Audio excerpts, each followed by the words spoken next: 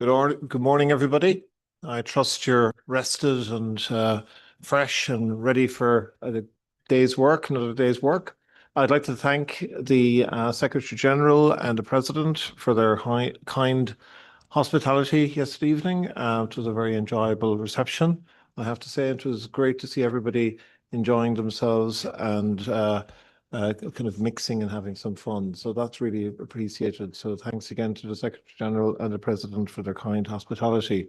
Before we resume the agenda, I'll hand over to the Secretariat, to Stefano, to give us an update on changes to the agenda for this week. Over to you, Stefano.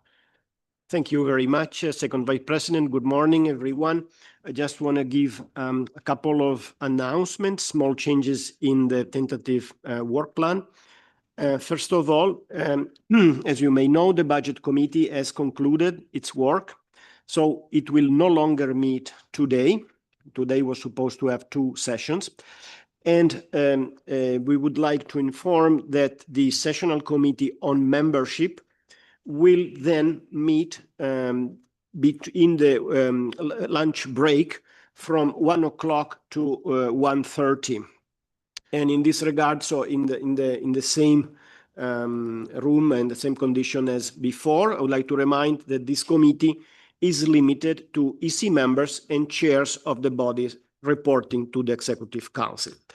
The other change concerns the afternoon of tomorrow.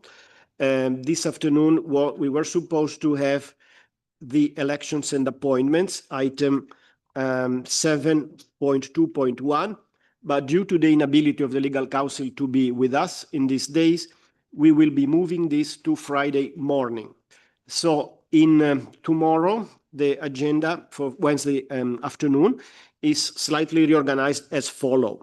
First item will be 7.2.2, criteria for the location and resourcing of regional offices. Then 7.2.3, terms of reference of the external evaluation. And then 7.4, WMO Youth Action Plan. And 7.5, Fourth World Climate Conference and other climate matters. On the other hand, on Friday morning, we will have, as said, 7.2.1, procedure for elections and appointment, and 7.7, membership of bodies reporting to the Executive Council. This concludes my intervention, Mr. President. Thank you very much. Thank you very much, Stefano. Okay, so we will resume our agenda item from yesterday, which is item 3.3, Cryosphere High-Level Ambitions. You might recall we were working through document 3.3, Cryosphere High-Level Ambitions.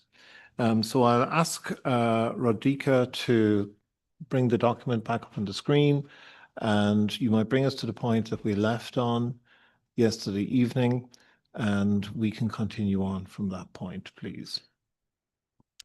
Good morning, and thank you, Mr. Chair. May I first note that Work in Progress Document 5 has been published, and so we are really working towards that record. And I would like to summarize where we left the review of the document at the end of the session yesterday. So all the amendments to the annex have been reviewed and changes made based on the interventions from the floor. We now have in front of us the body of the resolution. Of this, one paragraph on page 4 of the document, also request 4, has been also amended based on the interventions from the floor and those submitted, in writing. So I suggest to start with the body of the resolution with the changes as highlighted. Thank you. Thank you very much. So you might bring us to the, let me see where we were yesterday. So we might just move to, we have finished the annex. So you might bring us to the point that we were at yesterday, Radhika, if that's okay, please. So I suggest to start, so just a few paragraphs down the page. Yes, these are the first changes in the resolution. And as mentioned yesterday, the highlight in blue are inputs from Mr. Graham, and the highlights in yellow received from Madam Seaway and Mr. Scally. So these are the first changes. to the Okay, draft. thank you very much. So we might hand the floor over to Mr. Graham's advisor to give us a rationale for these changes, please. Good morning. Thank you very much. So we'll start with the further takes note. For this one, we just suggested, for the sake of simplicity, that we, and clarity for language that was already determined by the organizers of IPY, that we just simply take note of the vision put forward towards IPI instead of adding in language from WMO that originates from like an editorializing or other lifting from the vision put forward. Thank you. Oh, do you want me to continue on the others? Yes, please. Okay. Well, we had an examining, if you move up in the document, examining further. This is just another for simplicity's sake, since this is a paper on polar year. We just kept it to polar regions. If you then continue past further notes,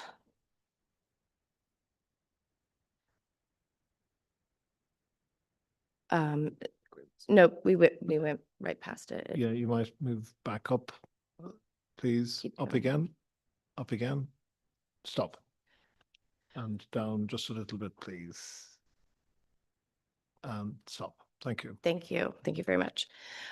So these changes were really because the focus of the 5th International Polar Year should remain on the Arctic and Antarctic regions. Those are our only 2 poles. We feel there are other appropriate fora in which to address issues related to high mountain regions or the cryosphere. And also, we don't want to alter the scope of the IPY. The reference to 3rd pole also doesn't really belong in a resolution focusing on the polar years, since Earth has 2 poles, the north and the south. And lastly, the issue of designating an RCC for a 3rd pole is a matter that needs to be taken up with infrastructure. I don't think it's completed its procedural routing through our constituent bodies. So that's the nature of those changes. Thank you very much. We might just take those. So the floor is open for any comments or suggested changes or observations or queries that you might have in relation to those proposed edits to the document.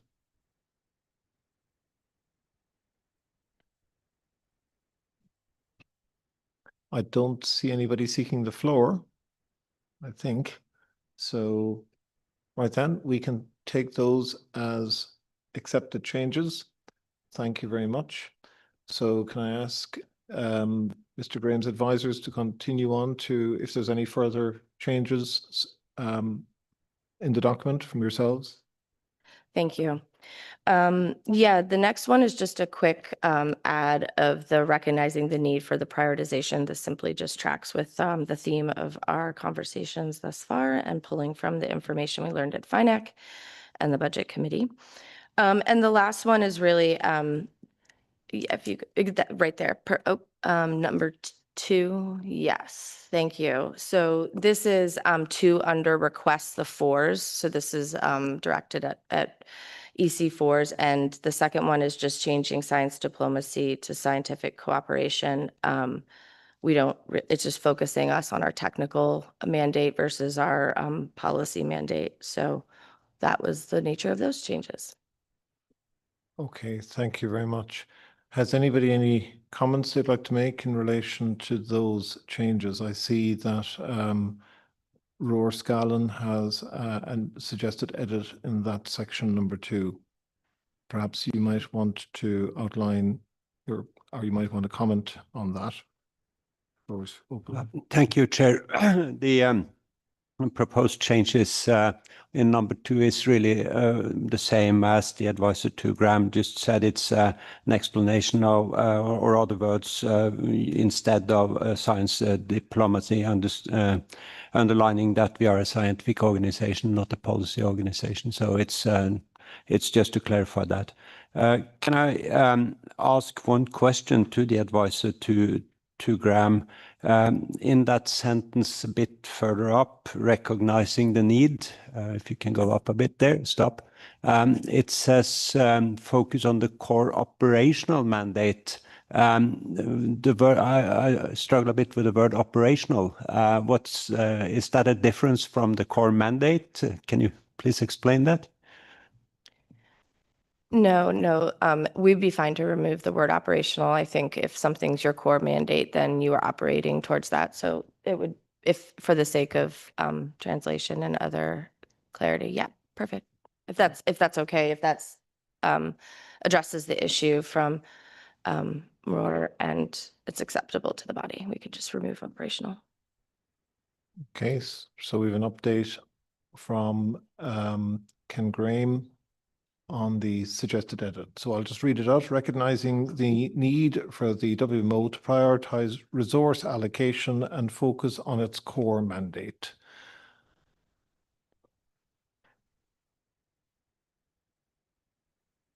I think Dr. Chen. 谢谢主席先生。我发现刚才在一些段落中把高山删掉了，我强烈呼吁保留，因为在世界气象组织大家庭内我们谈到极地考察、科学研究，不管是极地年还是其他相关活动，都是跟高山地的有关活动相关，而且科学家都是相互交流、相互这个增加这方面的科学研究。我强烈建议保留 high mountain 这个词，谢谢。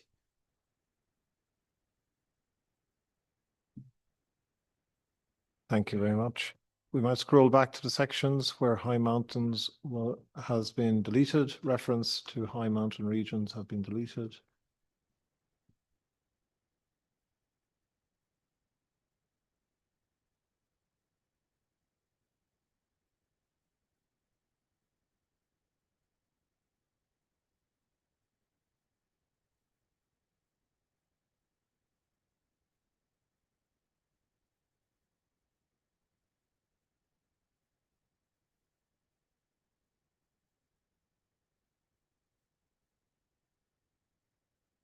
So Radhika will point out where we'll start looking at these references, please. Over to you, Radhika. So I would like to ask my colleagues to go to the beginning of the draft resolution under examining further.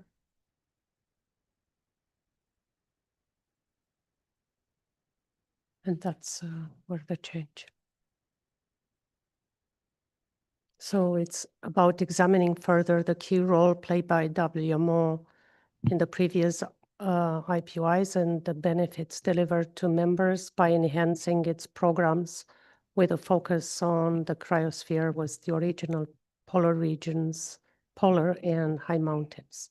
And the changes now is with a focus on polar regions. And this is the section you're referring to, Dr. Chen.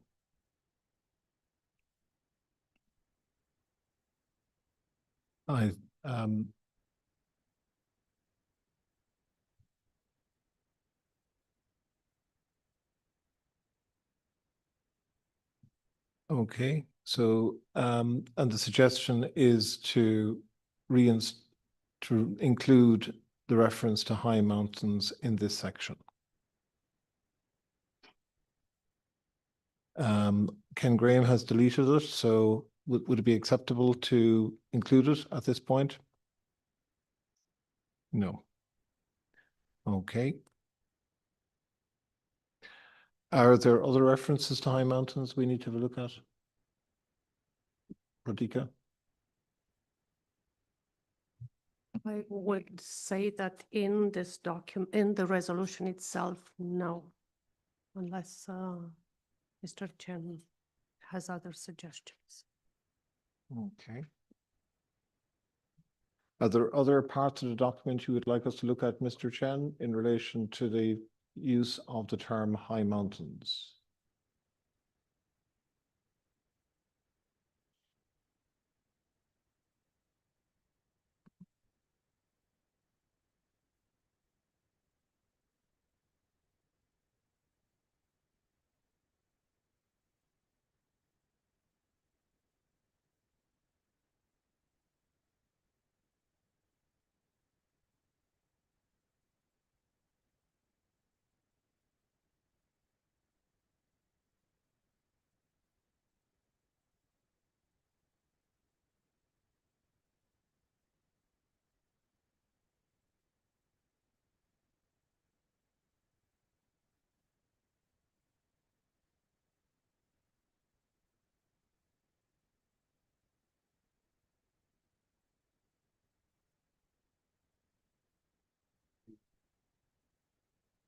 Okay, sorry.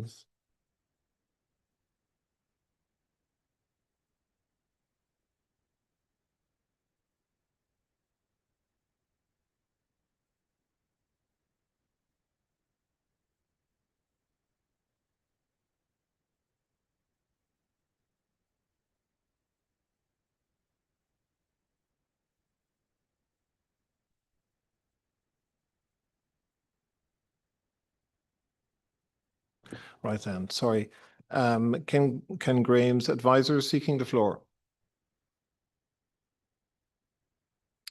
Thank you. And I just wanted to reiterate just our reason for the head shaking. So this is a document about WMO's engagement and contributions to the International Polar Year, full stop. So high mountains are not a part of the vision of the International Polar Year. And this document does not take away the H from EC4. So high mountains and looking at those important contributions, which we are not at all denying or debating. We completely agree about the importance of high mountain areas in the cryosphere in our work, but this is not part of the contribution to the International Polar Year. We have two poles. So this is something that we just need to have. We just can't have this in this particular document, but maybe if we want to acknowledge the importance of high mountains overall to the study of our atmosphere and Earth, then we could add it back into the also request for us to submit recommendations for the strategic plan related to high mountains and cryosphere. Noting that the International Polar Year is actually after we would be looking at our strategic plan.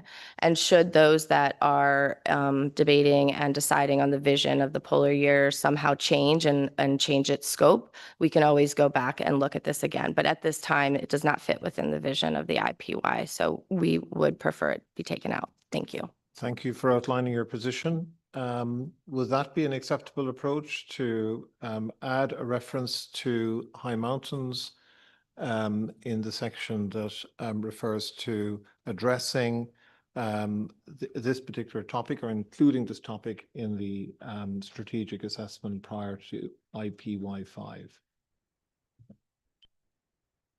对，在战略规划里面反映这一点，我没有意见赞同，但是我还是强调，在目前这个段落里，尽管是 IPY 倾向于更 focus 在重点是在极区，但是全世界我们在过去的经验表明，高地啊、高山地区的气象合作研究啊，在科学家特别是气象学家与冰冻圈其他科学家方面的交流还是非常多的。所以我建议还是在这方面，重点反映极地地区啊，把其他相关的啊，与 IPY 有关的活动啊，能包括进来，因为高山地区在实际 IPY 活动中还是积极参与啊这方面的活动，事实也是这样。谢谢。Thank you very much, Dr. Chen. So we have two opposing views in relation to the wording of this particular section. Right then, I'll open the floor for any other comments from the EC in relation to this particular section. President of Region 1, over to you. Or the hydrological advisor, sorry, to President of Region 1. Okay, thank you very much, Mr. President, to give me the floor. I will express myself in French. En fait, le souci, comme l'a dit la conseillère de M. Graham, c'est que dans la définition de l'année polaire internationale, il ne figure pas les hautes montagnes. C'est ça le problème. Et si on veut mettre les hautes montagnes dedans, c'est qu'il faut modifier le titre d'en haut. Parce que engagement of WMO in the organization of the 5th International Polar Year. Donc, c'est l'année polaire internationale. Et par définition, elle ne comporte pas les hautes montagnes. Donc, si nous, on veut insérer les hautes montagnes, on ne voit pas d'inconvénient, mais dans ce cas, il faut modifier la définition, il faut modifier au niveau de l'année polaire internationale et peut-être insérer l'année polaire internationale et les hautes montagnes. Sinon, si on met les hautes montagnes, comme elle l'a dit, on a une contradiction avec le titre du document. Voilà ce que je voudrais ajouter. On voudrait bien mettre les hautes montagnes, mais c'est la définition de l'année polaire internationale, même telle que ça a été défini, dedans ne figurent pas les hautes montagnes. Voilà, Monsieur le Président, ce que je voudrais ajouter. Merci beaucoup. Thank you very much. Thank you very much for that input. Has anybody else any other comments they'd like to make in relation to this particular issue? We have the co-chair of FORS, Roar Scallon. Thank you, Chair. Yes, I just want to clarify that the mandate of FORS indeed also covers the high mountains. It covers the whole cryosphere, and we will continue to have focus on the whole cryosphere, including the high mountains, independent of this resolution. This resolution comes now because we are scaling up the activities for the International Polar Year together with, or it's really SCAR and IASC that have started it. WMO has been invited to join, and this resolution comes because it is our proposals that we should join the planning of the 5th International Polar Year. So as such, we do not explicitly need to refer to the high mountains in this resolution, since it is about the polar year. However, I'm perfectly open to include paragraphs which says that FORS should also continue its work in the high mountains and prepare for including material on the high mountains in the next strategic plan. Furthermore, I would like to remind you all that this is currently the International Year of Glaciers Preservations, and during this year we do indeed have a very high focus on the high mountains. I also agree that there are synergies between the research going on in the polar regions and in the high mountains, and that could also be somewhat reflected here, but I think it would be wise of us to keep the resolution as such to the poles. Thank you very much. Thank you very much. Does anybody else want to seek the floor?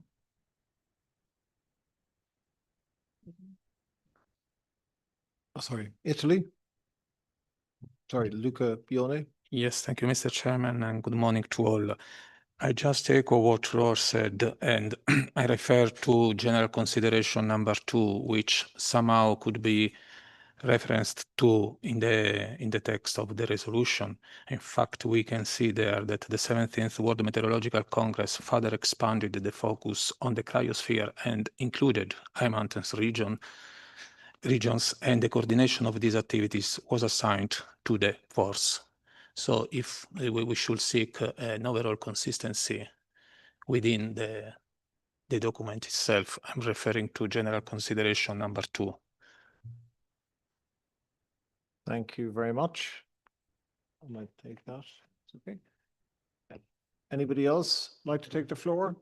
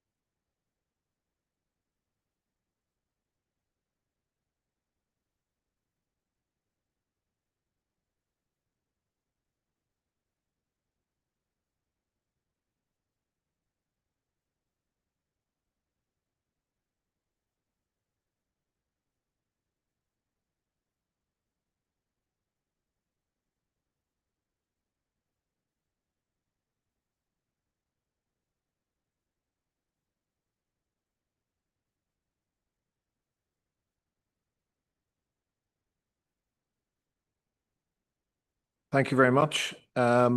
So we've been discussing this here, and so in order to, I suppose, acknowledge the significance and the importance and the core aspect of high mountains, and trying to strike a balance between that and the clear definition of the purpose of the IPY, we're suggesting to put in an acknowledging. So we might actually just after having examined, in between having examined and examining further. So it's acknowledging.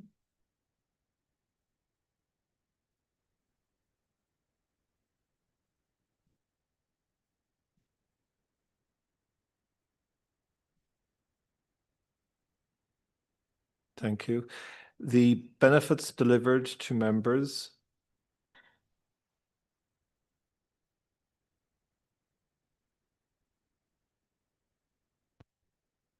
from programs in polar regions.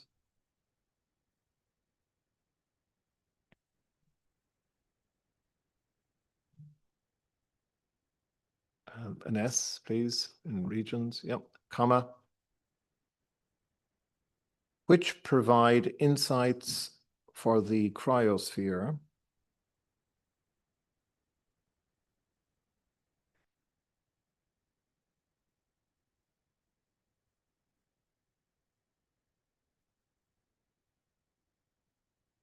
And yeah, it's insights, please. Yep. And you might just change insides to insights, please.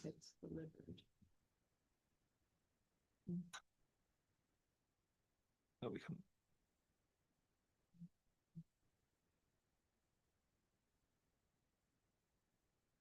Thank you. And back to after cryosphere there, please.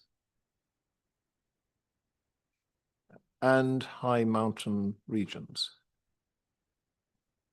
Okay. Yeah, okay. I read the whole thing again because the people Okay. benefits delivered. Okay, so I'll read it and we might correct it as we go along. So it's acknowledging the benefits delivered to members from programs, plural, in polar regions, which provide insights for the cryosphere and high mountain regions. Thank you very much. So this is a suggested text, which is an attempt to strike a balance between the different views and perspectives that we have in relation to this topic. So the floor is open for any suggested changes, any comments, any refinements.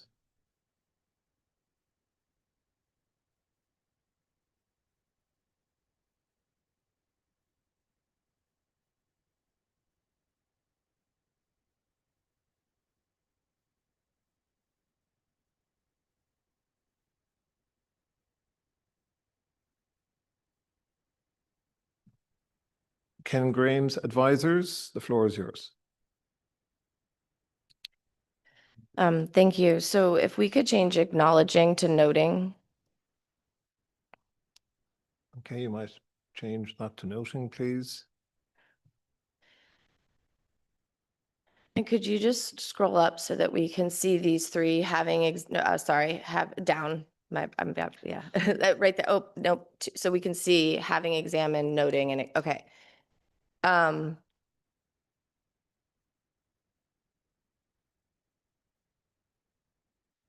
mean, we're just noting and examining benefits twice.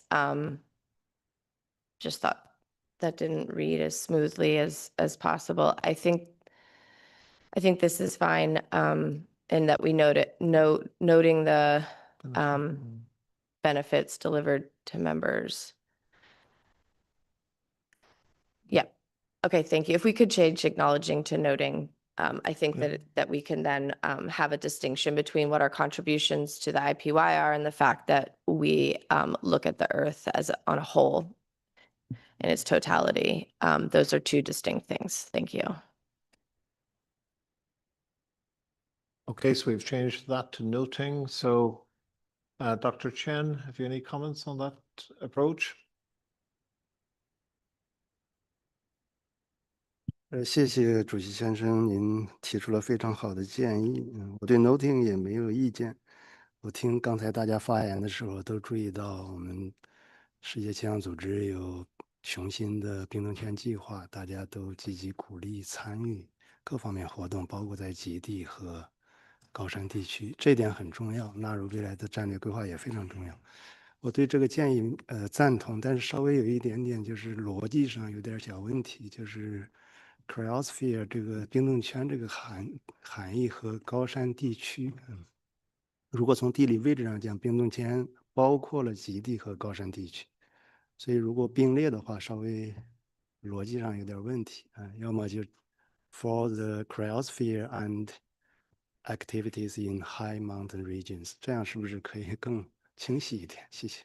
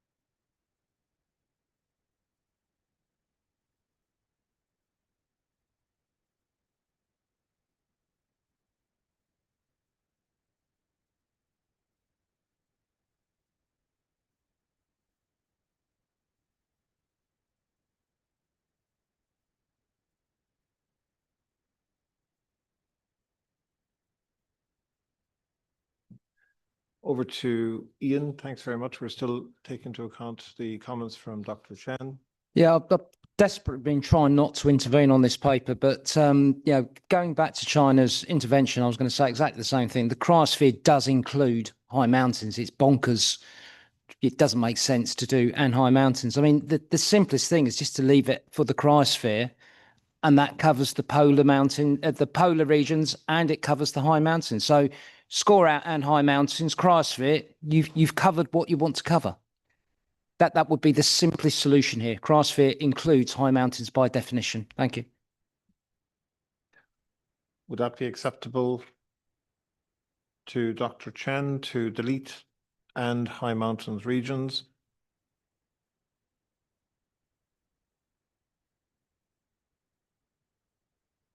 谢谢主席，我建议把，为了尽快达成啊，我建议把这个 high mountain regions，往前移一点点，就是 polar regions and high mountain regions，就在这一句话当中稍微位置发生一个变化，谢谢。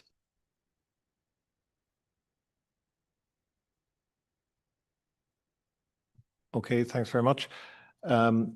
And just looking at the sentence, if you could remove the formatting bar there, just noting the benefits delivered to members and programs in polar regions which provide insights.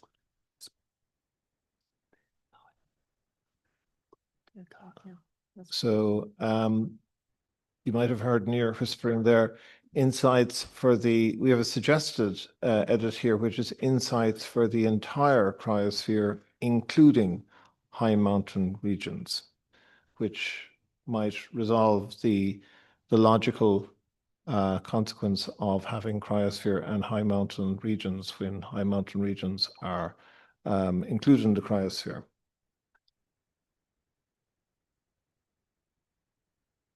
We might type that in there. So after we might type the entire. Thank you. And instead of and, you just type in including.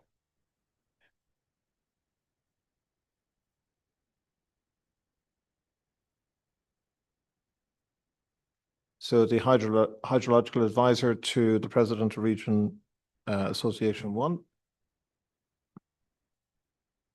OK, thank you very much. Je pense que si on veut ressortir les hautes montagnes, et si j'ai bien compris la suggestion, on peut dire polar regions and high mountains. Remplacer cryosphère par région polaire et haute montagne. Tout à l'heure, c'était bon, il fallait juste remplacer peut-être cryosphère par région polaire et les hautes montagnes. Comme ça, on ressort les hautes montagnes dedans. Et je pense que ça pourrait aller comme ça. Thank you very much. Luca Bione, floor is yours. Thank you, Mr. Chairman.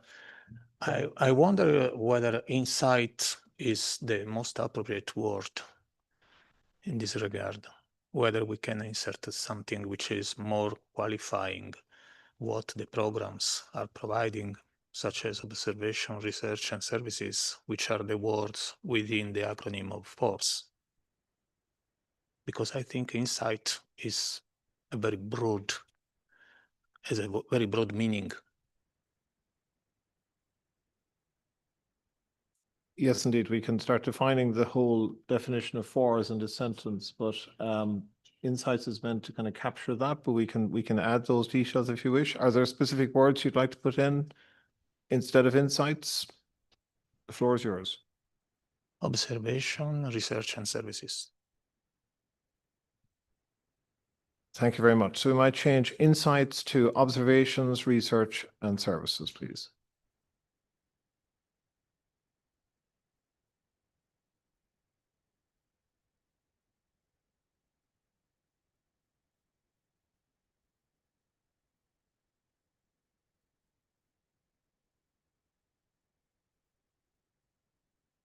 Okay, so is this a language acceptable in its current form? I'm detecting slight nodding from Dr. Chen.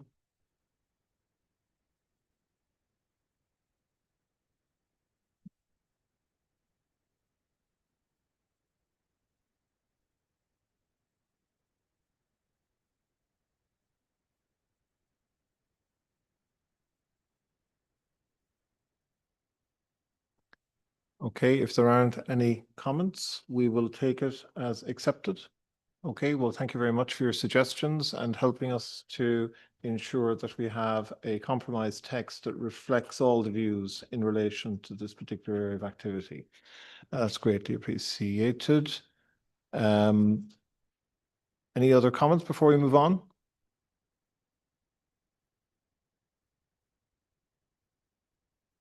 Dr. Graham's advisor.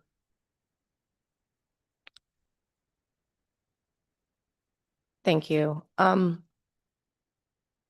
this point, we're just noting benefits delivered to members twice. I feel like this sentence is a little awkward in this resolution that is about our contribution to the polar year. I get the spirit of compromise. I think we've now had it grow in scope, which our comments are going to be similar to what we made in the annex, where we just continue to want to emphasize that this document's about the polar year and our contributions. And yes, we have many benefits to what we do in our observation, research, and service objectives. So similarly to our comment in paragraph 6, maybe it makes more sense to just say that we acknowledge the WMO's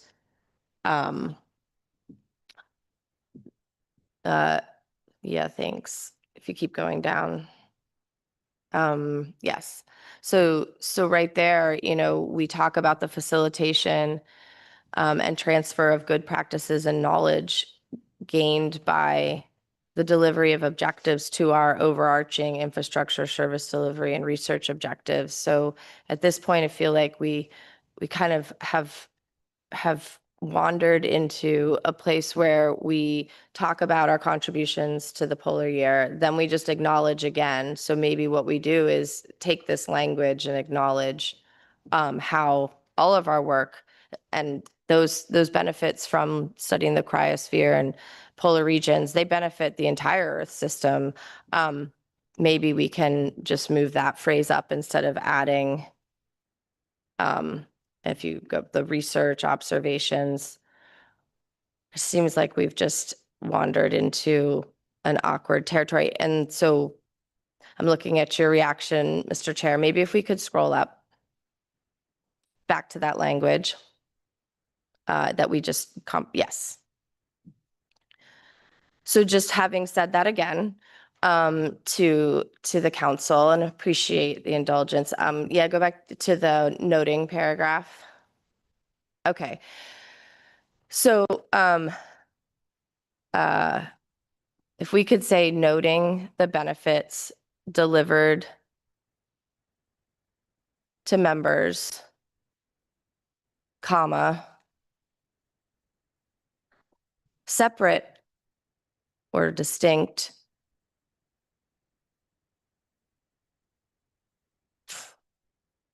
from WMO's contribution to IPY-5.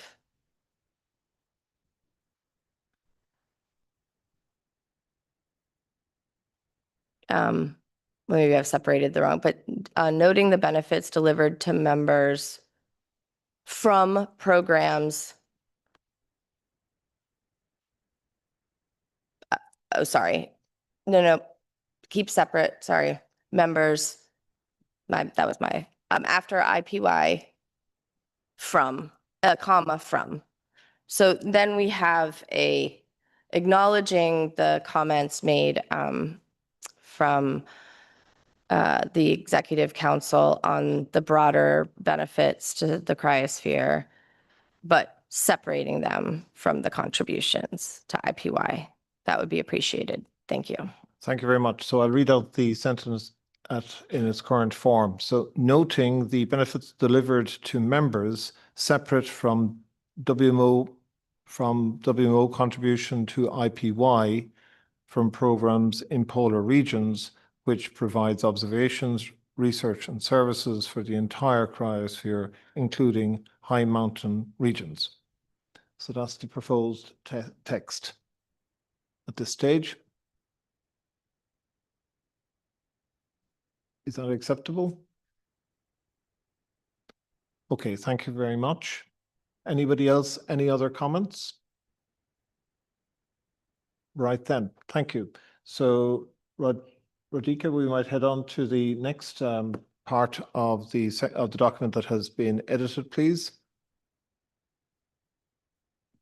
So the next part edited is also requests 4, which was also edited in session yesterday. We've discussed up to, so that's the paragraph. And the text agreed last night is also requests 4 to submit recommendations for the WMO Strategic Plan 2028-2031, reflecting the interests of WMO members on aspects related to the cryosphere, including the preservation of environmental data from the cryosphere within the mandate of WMO, as well as the WMO contribution to IPY5. And this is the last paragraph on the body of the draft resolution that has comments from the original document. Thank you.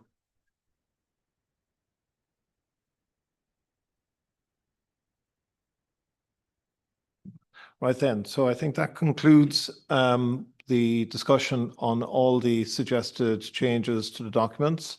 So with your permission, I'll move on to the point where I will propose to adopt the draft resolution 3.3/1. Has anybody any objection to adopting the resolution?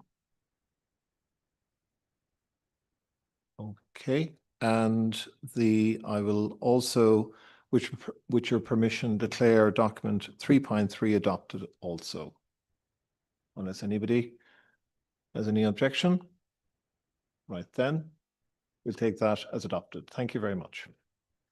Okay, so thank you very much for your engagement on that particular item.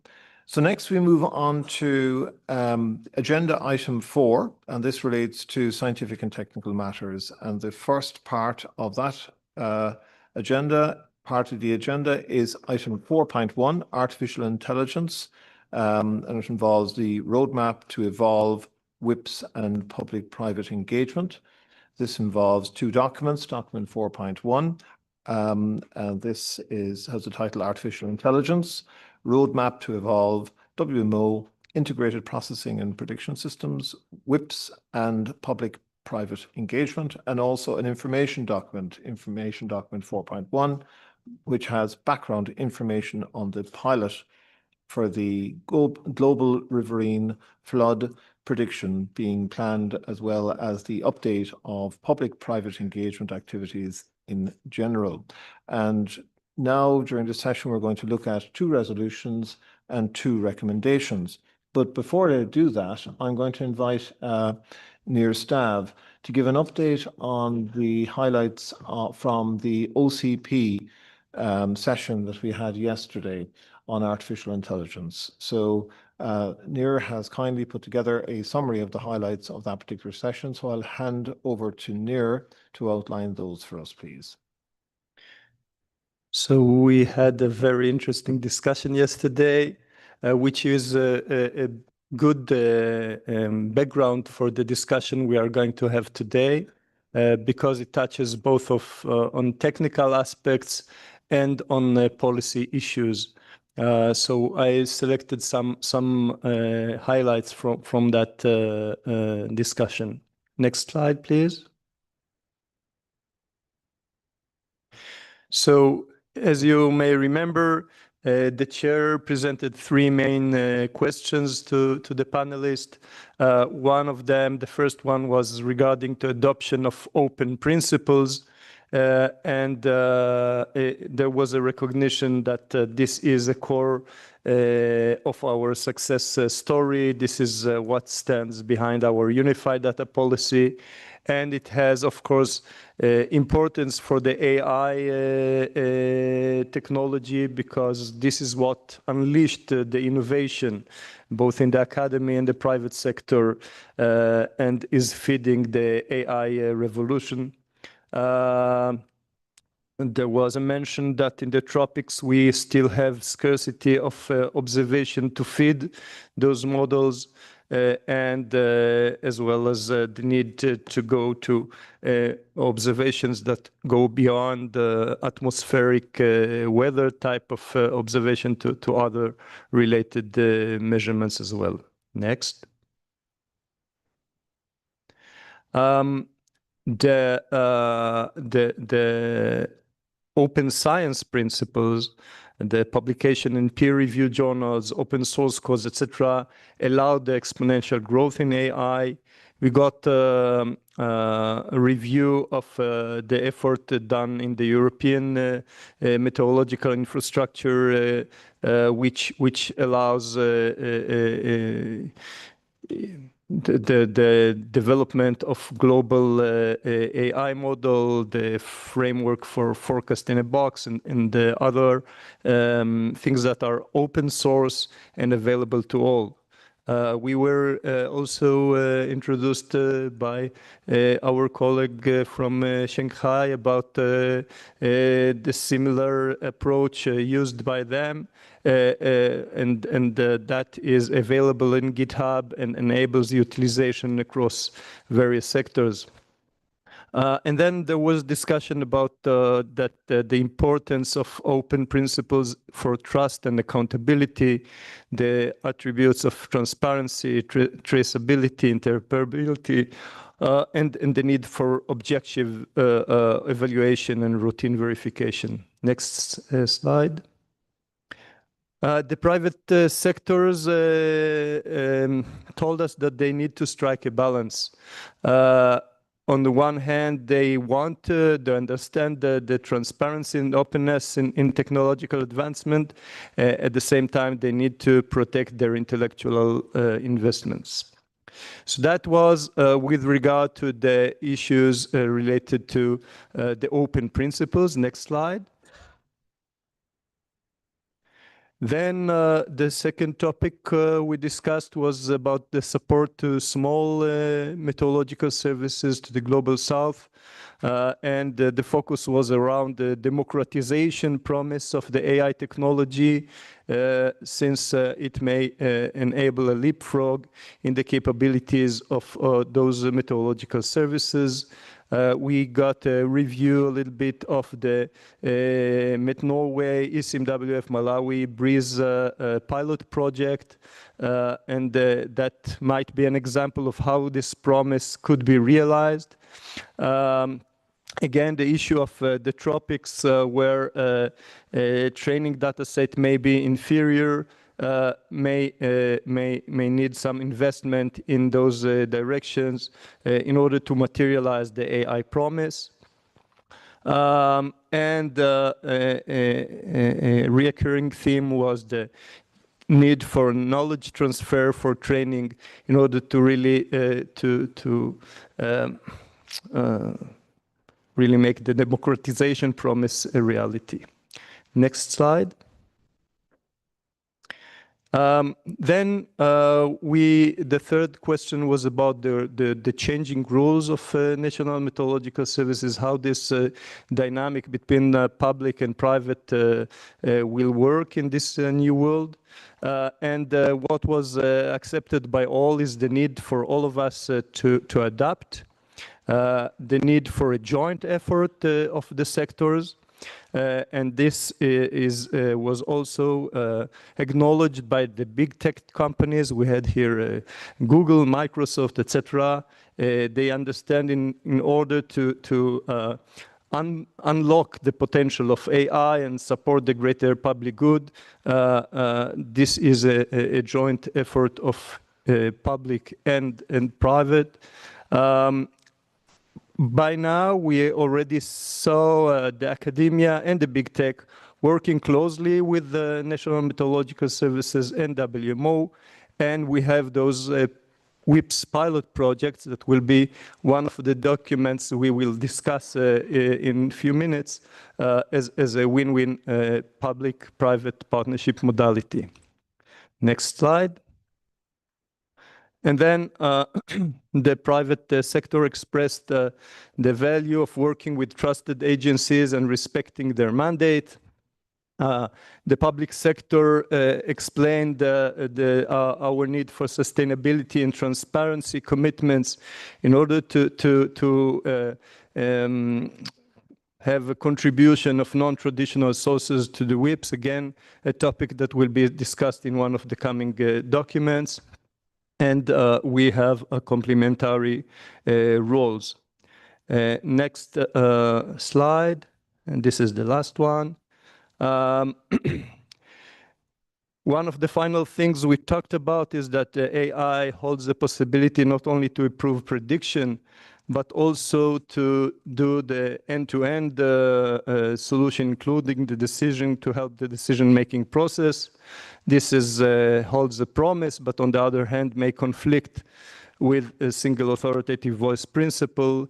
We have ethical consideration to be accounted and need to be addressed. And there was the proposal of the president of INFCOM that maybe we need here a joint coordinating body like CGMS, like a coordination mechanism in order to continue the discussion with the industry. Back to you, Chair. Thank you very much, Nir, and thank you for putting together that summary and everybody who contributed to that. And indeed, thank you for organizing, for everybody involved in organizing the OCP platform. I have to say it was quite fruitful, very interesting presentations. So I'm not proposing to open the floor in relation to this particular update. This is really just a bridge with that OCP session, just to refresh your minds in relation to the points that were made. So we're returning back to document 4.1, which I remind you contains two draft resolutions and two recommendations, which is what we're going to be working through now.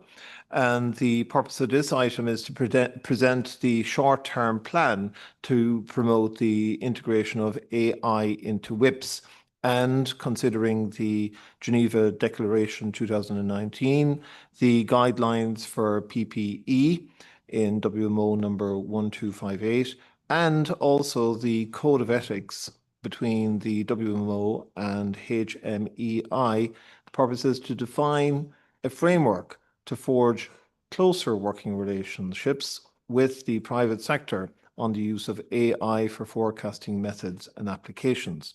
And also, in addition, the EC will be invited to adopt policy guidance to facilitate the contributions of non-traditional sources to WIPs for the support of public sector weather, hydrological, marine and climate services.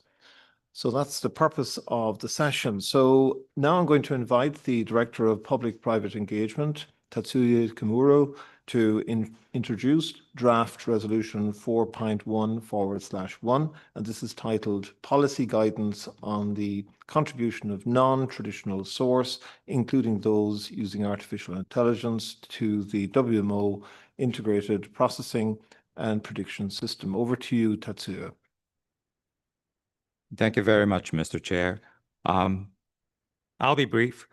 So actually, as you recall, in the last Executive Council, there was a request from INFCOM to provide policy guidance on non-technical aspects, considering the contribution of non-traditional sources to the WIPs, with the aim of facilitating the contribution for the support of public services. So the request was made to EC. EC then tasked Policy Advisory Committee to consider it. Policy Advisory Committee considered it, and made this proposal. So now I am reporting you on behalf of Chair of Policy Advisory Committee. So the purpose is to provide with INFCOM policy guidance on the non-technical aspects, considering the contribution of non-traditional sources to the WIPs, with the aim of facilitating the contribution of the support of public services. And, you know, the policy guidance includes how to recognize possible recognition of those non-traditional sources. Non-traditional sources refer to mostly those entities who are not the members of WMO. And also how the roles of permanent representative, hydrological advisors, presidents of regional associations and regional hydrological advisors should be set. And also how we can ensure compliance of the standards that WMO has set, and how to ensure commitment or to observe prerequisites by those non-traditional sources. So this actually, you are suggested to endorse this policy guidance on the contribution of non-traditional sources to the WIPs for the pilot study of the global riverine flood prediction products and other pilot studies, so that we can test or to seek opinions from those entities that are participating or will participate in those pilot studies in intersessional period. And then actually the pilot study has already started, and in a year from now, we will be listening to the results of the pilot study at PAC next year and PAC EC next year. And then we may proceed in line with your suggested instructions. So the resolution requests INFCOM to engage with stakeholders to explore the feasibility of commitments or prerequisites for the private sector, and also requests President of INFCOM to report the progress, etc., for consideration at PAC and EC next year, and PAC to continue examining the associated technical aspects. So we have received actually comments from permanent representatives from Italy, Mr. Baione, Ms. Schwartz, Mr. Nomura, Mr. Graham, Mr. Chen, and reflected almost all the texts into the work in progress documents.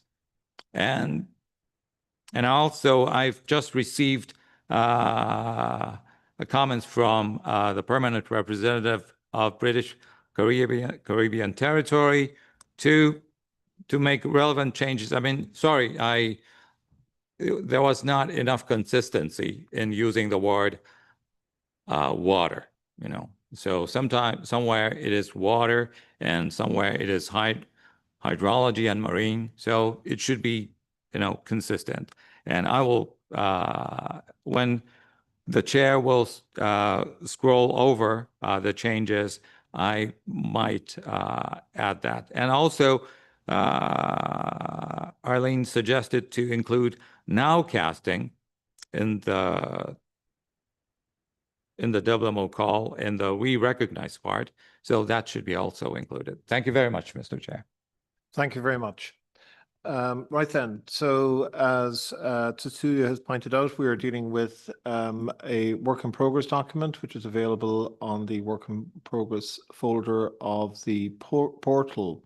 So I might ask the COPs to scroll through this part of the document associated with Resolution 4.11, and we can work through the changes, please.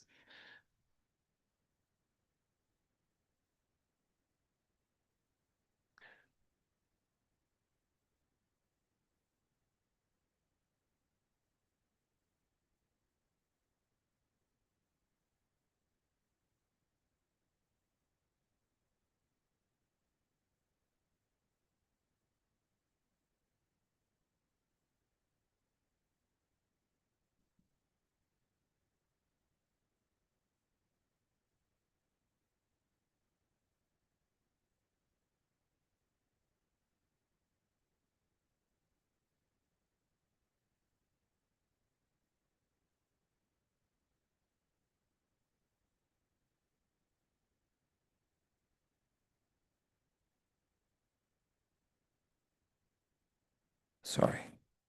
So in the resolution, Mr. Nomura included this reaffirming the roles of permanent representative as the normal communication channels of their respective countries on the matters concerning the WMO activities. And if you scroll up to go down, and no, sorry, the other way around, I'm always confused. There is a footnote saying about in the general regulations and the basic document 1. So permanent representatives should be the normal channel of communications between the organization and their respective countries. And, as you may see, contact with competent authorities, governmental or non-governmental of their own countries on matters concerning the work of the organization. So this is the rationale of the suggested changes. Could you please scroll up, go up? Sorry, go down, sorry. Further down to the yellowish part. So this change was to remove from Mr. Graham to delete global challenges, including climate adaptation and something. So it does not make so many changes. So could you please scroll down? Chair, do you think I have to touch only on yellowish part? No, that's fine. So what we might do is we might go just back up to the edit from Nomura, please, and we can take it from there. Thanks very much, Tetsuya. Yep. So, thank you very much. So the floor is open I might hand the floor over to Dr. Nomura to maybe outline the rationale for this particular change, please.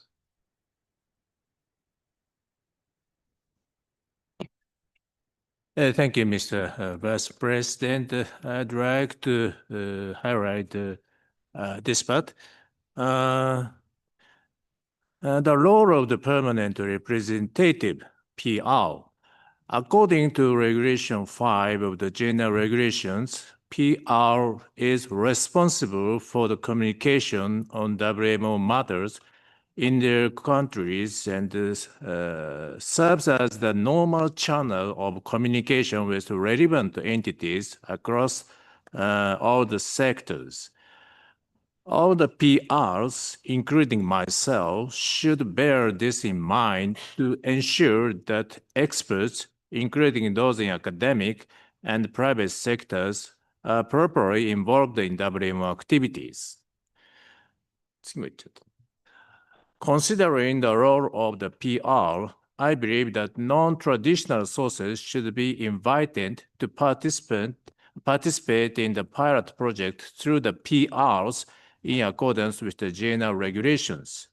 In this regard, I propose reaffirming the role of the PR in the resolution and reflecting this Section 8 of the policy guidance. Thank you. Thank you very much. Has anybody any comments, questions, or queries in relation to that particular suggested change to the document? No, I don't think so. So I'm going to take that as accepted. So we might scroll down to the next set of changes, please. So we have the first change. We're now in purpose. So we can maybe hand the floor over to Ken Graham's advisors to outline the rationale behind the proposed change at the start of that paragraph. Thank you. So the original wording just presented the early warning for all initiative as part of a challenge when we see it as a solution. So we just deleted the first part of that sentence. Thank you very much. Has anybody any comments they'd like to make in relation to that proposed change? I don't see anybody seeking the floor, so we'll take that as accepted. Okay, thank you. So next we're moving on to this last part of that paragraph, please. We might stay on purpose. Thank you. And we have a suggested change from Luca Bione. So I might hand the floor over to you, Luca, to thank you, to outline the proposed change there, please, and explain the rationale, really. Thank you.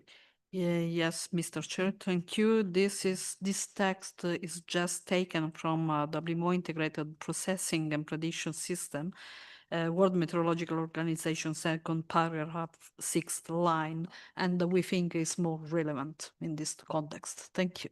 Thank you very much. Has anybody any comments? Would you like to take the floor in relation to that edit?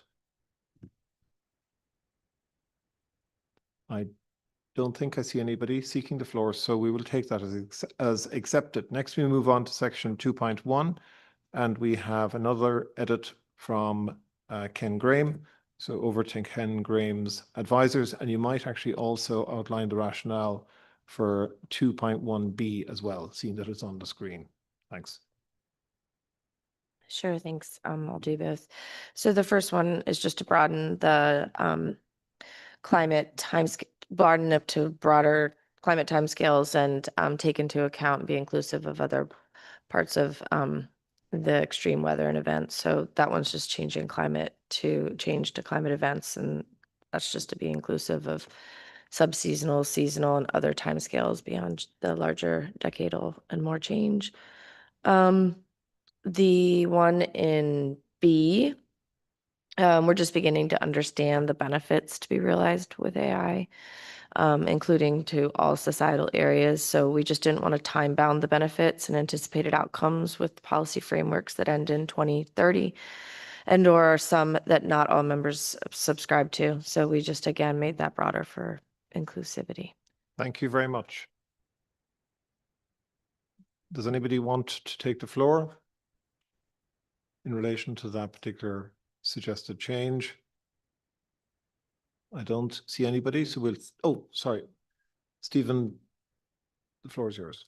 Yes, thank you, Owen. If I could comment on behalf of the Science Advisory Panel, of which I'm now the chair, could I just ask that members reflect on whether climate change actually should be part of this, because we heard yesterday in the OCP some of the efforts, for example, of Microsoft in using AI techniques for climate change, and I would think that my panel would suggest it would be part of this effort. Thank you very much.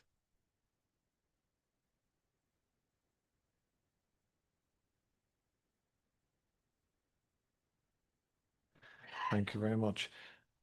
We have a reference to climate events being following process. I was just checking process here. We have to have members. We have to have a member to support that particular view. Nevertheless, we have a reference to climate events here, which is quite targeted. So we have a Sarah Jones seeking the floor.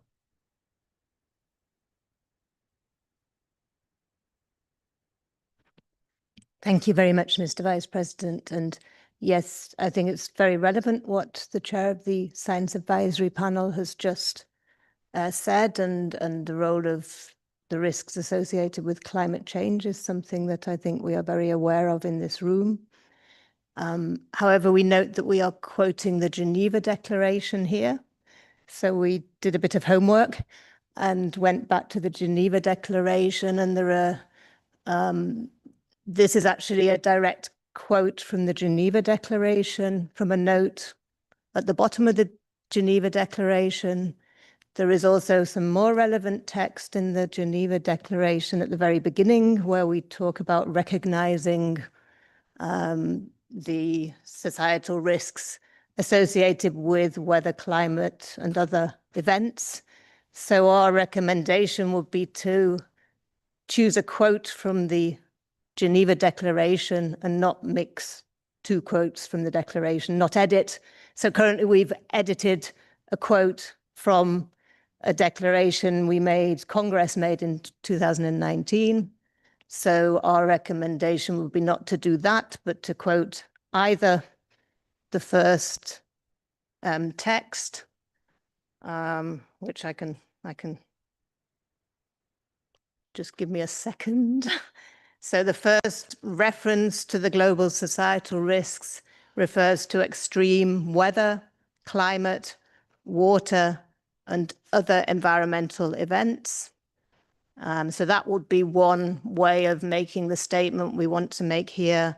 And the second quote is a note at the bottom, which is quoted here. So that we would like to propose those two alternatives, whilst emphasizing that we support the comment of the chair of the Science Advisory Panel.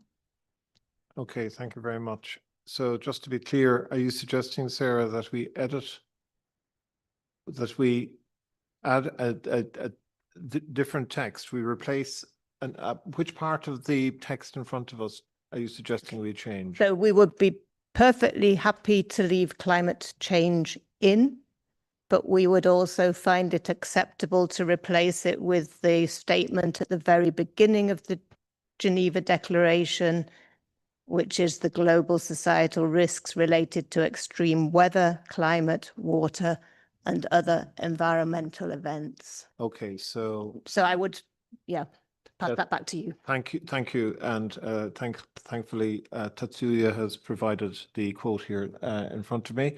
So the suggested change, if I understand correctly, is to I'll go through it. If we go to start with extreme weather, so scroll back to extreme weather. So we leave all that. That's fine.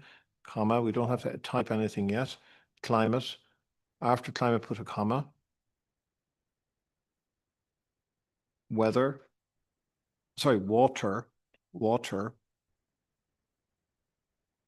and other environmental events.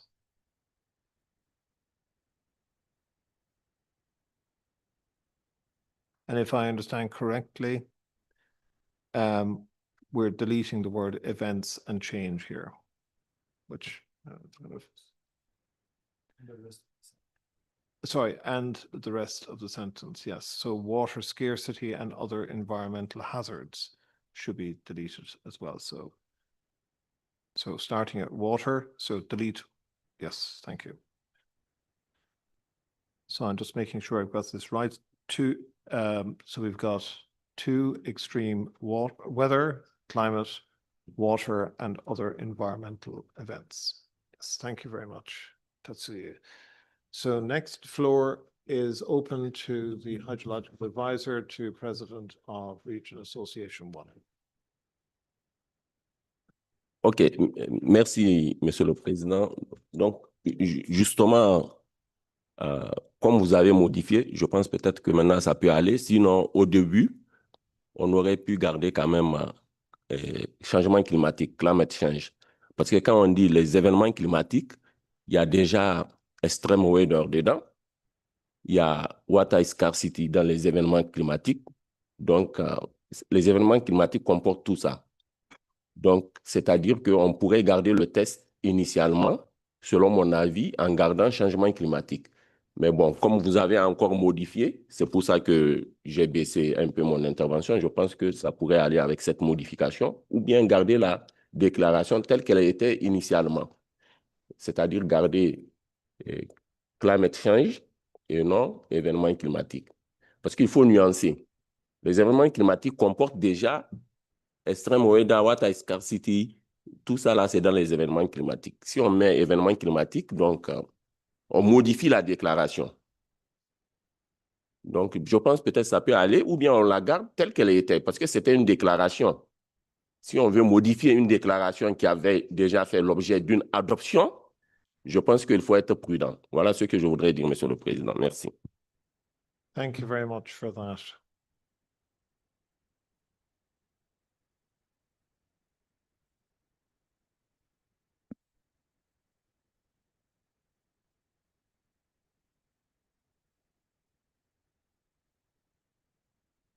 Okay, thank you very much. Has anybody else any other comments?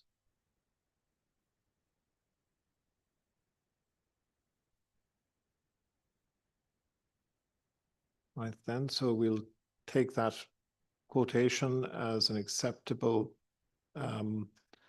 compromise text, if that's okay. Yes. So we might, and we've these, so the floor is open also for section 2.1b, which has been modified by Ken Graham as well.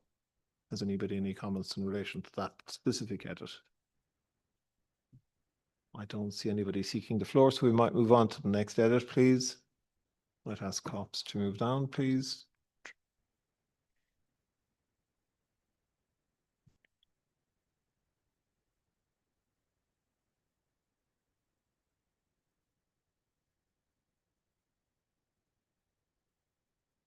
Okay, so we have, sorry, we might just go back up.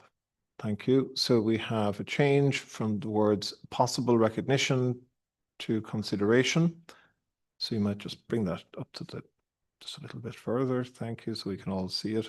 Thank you. And we have Lucas Bioni. The floor is yours in relation to that particular change. Thank you, Mr. Chair. The general rationale for this comment, as well as for other comments further on in the document, is based on a consideration. In the policy guidance regarding the inclusion of non-traditional sources in WIPs, it's important to ensure consistency with the document INF 4.1, which pertains to the global riverine flood prediction pilot, particularly in terms of the timeline. The pilot is currently in its early implementation phase, and any formal recognition or integration of non-traditional sources into the WIPS framework, as stated in the information document, is explicitly deferred until after the pilot's evaluation and reporting in 2026. However, the main document appears to suggest that the inclusion of non-traditional sources in WIPs has already been decided.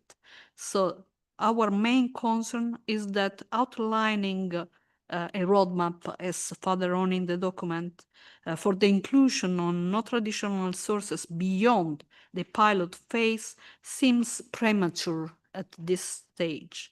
So we believe that it would be advisable to avoid language that implies the recognition or integration of non-traditional sources into WIPs beyond the pilot phase until the outcomes have been reviewed in 2026.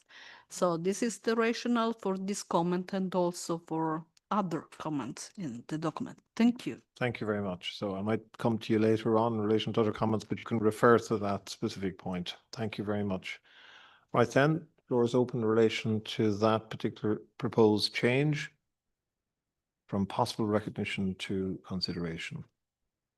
Anybody seeking the floor? I don't see anybody seeking the floor, so we'll take that as accepted.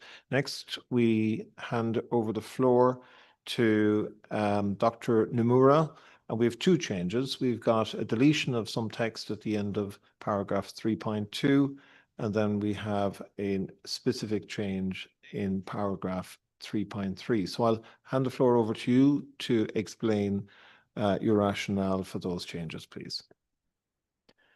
Thank you, Mr. Vice President. I'd like to clarify who is responsible for what under the WIPs. It is a member that is designated as a WIPs DC and assumes its responsibilities. In addition, it should be noted that the current manual on WIPs does not preclude contributions from non-traditional sources to WIPs. The decision on whether to deliver required activities in partnership with non-traditional sources rests with the member hosting the WIPs DC. However, if that is the case, the member remains fully responsible for ensuring the 24/7 operation and the long-term sustainability of the required activities provided by the partner non-traditional sources. I propose that this point be clearly stated in this section. Thank you. Thank you very much. Has anybody any comments or questions or queries or observations in relation to that suggested change?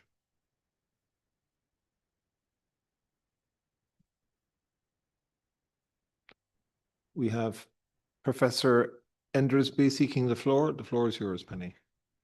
Thank you very much, Chair. And I'm slightly unclear what the member is being responsible for here. If a capability is developed by a non-traditional source, which could be anything from a small to medium-sized enterprise to a hyperscaler, this seems to say that the member who is then responsible for sustaining that is us, the member states of WMO.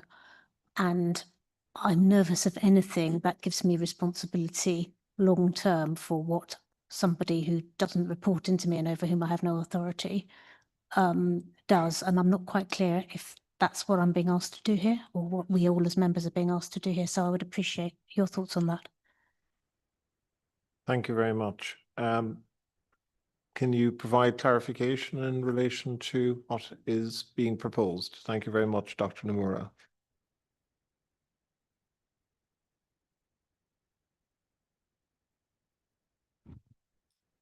Thank you, Vice Chair. So what we want to intend to mean is, for example, Japan assumed some RSMC or WIPS designated center, but with a partnership with some private company, for example. So if that's the case, but we still, Japan, because in that case, Japan is designated as that center. So we still continue to be responsible for that responsibility. We can't, shift the responsibility to that private sector, which we work with. That is something that we want to clarify. Thank you. Okay, thank you very much for that clarification. Would anybody else like to seek the floor?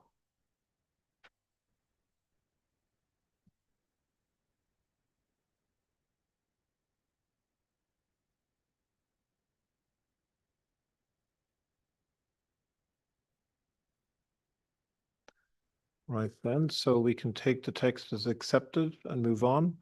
Right then, we might move on to the next section, which is acknowledgement for voluntary contributions. Thank you. And the floor is over to Dr. Nomura again. You might explain the background behind the suggested changes, please. Thank you, Vice Chair. So it's just a more editorial change. So as the paragraph 3.4 is talking about voluntary contributions of the non-traditional sources, I just want to change the title up to the beginning of the 3.4. Thank you. Thank you very much. Would anybody wish to seek the floor in relation to that proposed change? Nope. I don't see anybody. Right then, we might scroll down to section role and consultation with PRs. And thank you. And we have a substantial edit there from Dr. Nomura. So we might start with the first paragraph, section 3.8, and the deletion of the text. So, and the new text that has been proposed. So the floor is over to you again, Dr. Nomura.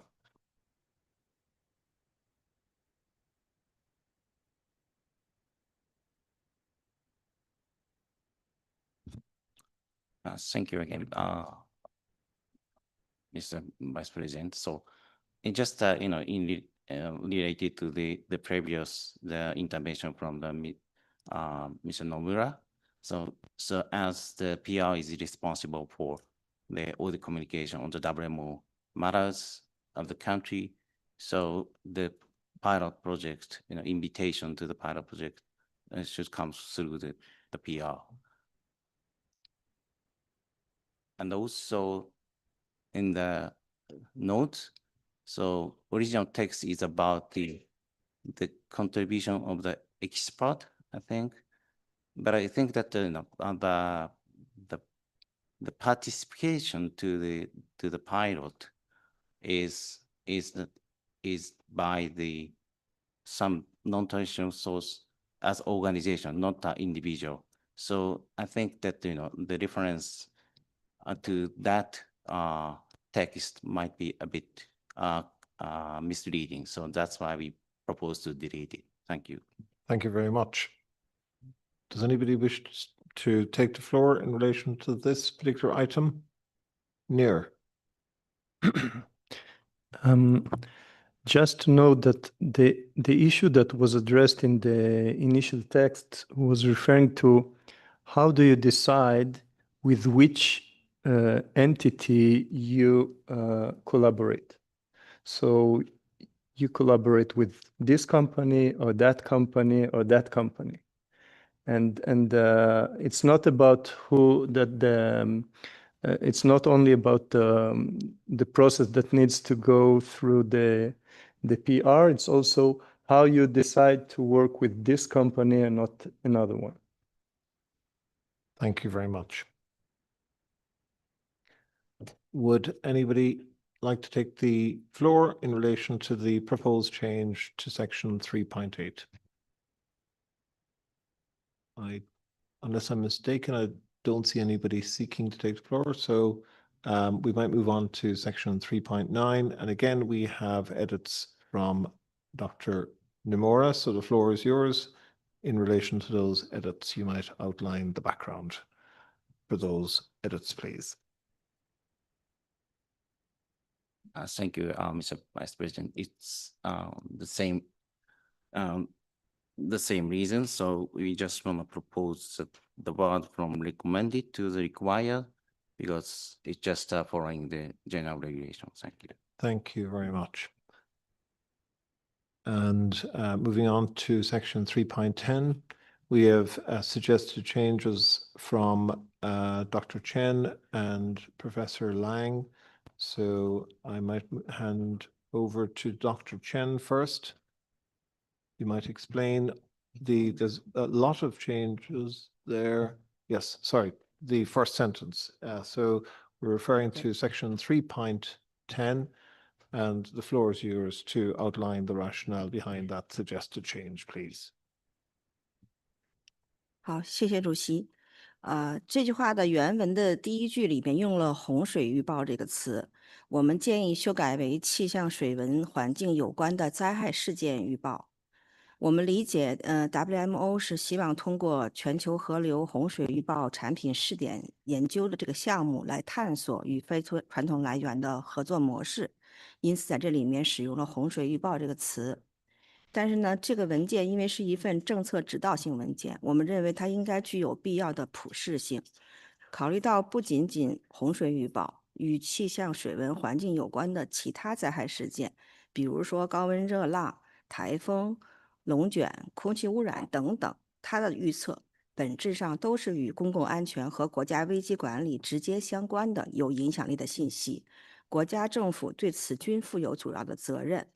而且未来 WMO 成员与非传统来源的合作也可能涉及除洪水预报以外的灾害事件的预报领域，所以呢，我们建议把这个地方改为一个更为有普适性的词汇。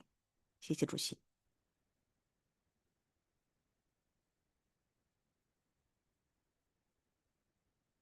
Thank you very much. And Arlene Lang added marine to that section as well. Arlene, the floor is yours. Thank you, Chair. We just wanted to have consistency throughout the document. There were 3 different cases where the series of words were a little bit different from another 3 cases. So we wanted to ensure that marine was kept in all of them, and that the phrasing was the same in all 6 instances. Thank you. Thank you very much. So the new sentence will read, prediction of disaster events related to meteorological, hydrological, marine and environmental factors by its nature is impactful information directly related to public safety and national crisis management, etc. Okay, does anybody want to take the floor in relation to that suggested change? Okay, and sorry, apologies. Arlene again, the floor is yours. I just wanted to add that we shouldn't have the word disasters. It actually should be hazards. Thank you. Okay, so we might change the word hazards to, sorry, disasters to hazards, please. Hazardous, please. Hazardous, please. Thank you. Next, we move on to the next set of changes. Excuse me, Ian, President of CERCOM.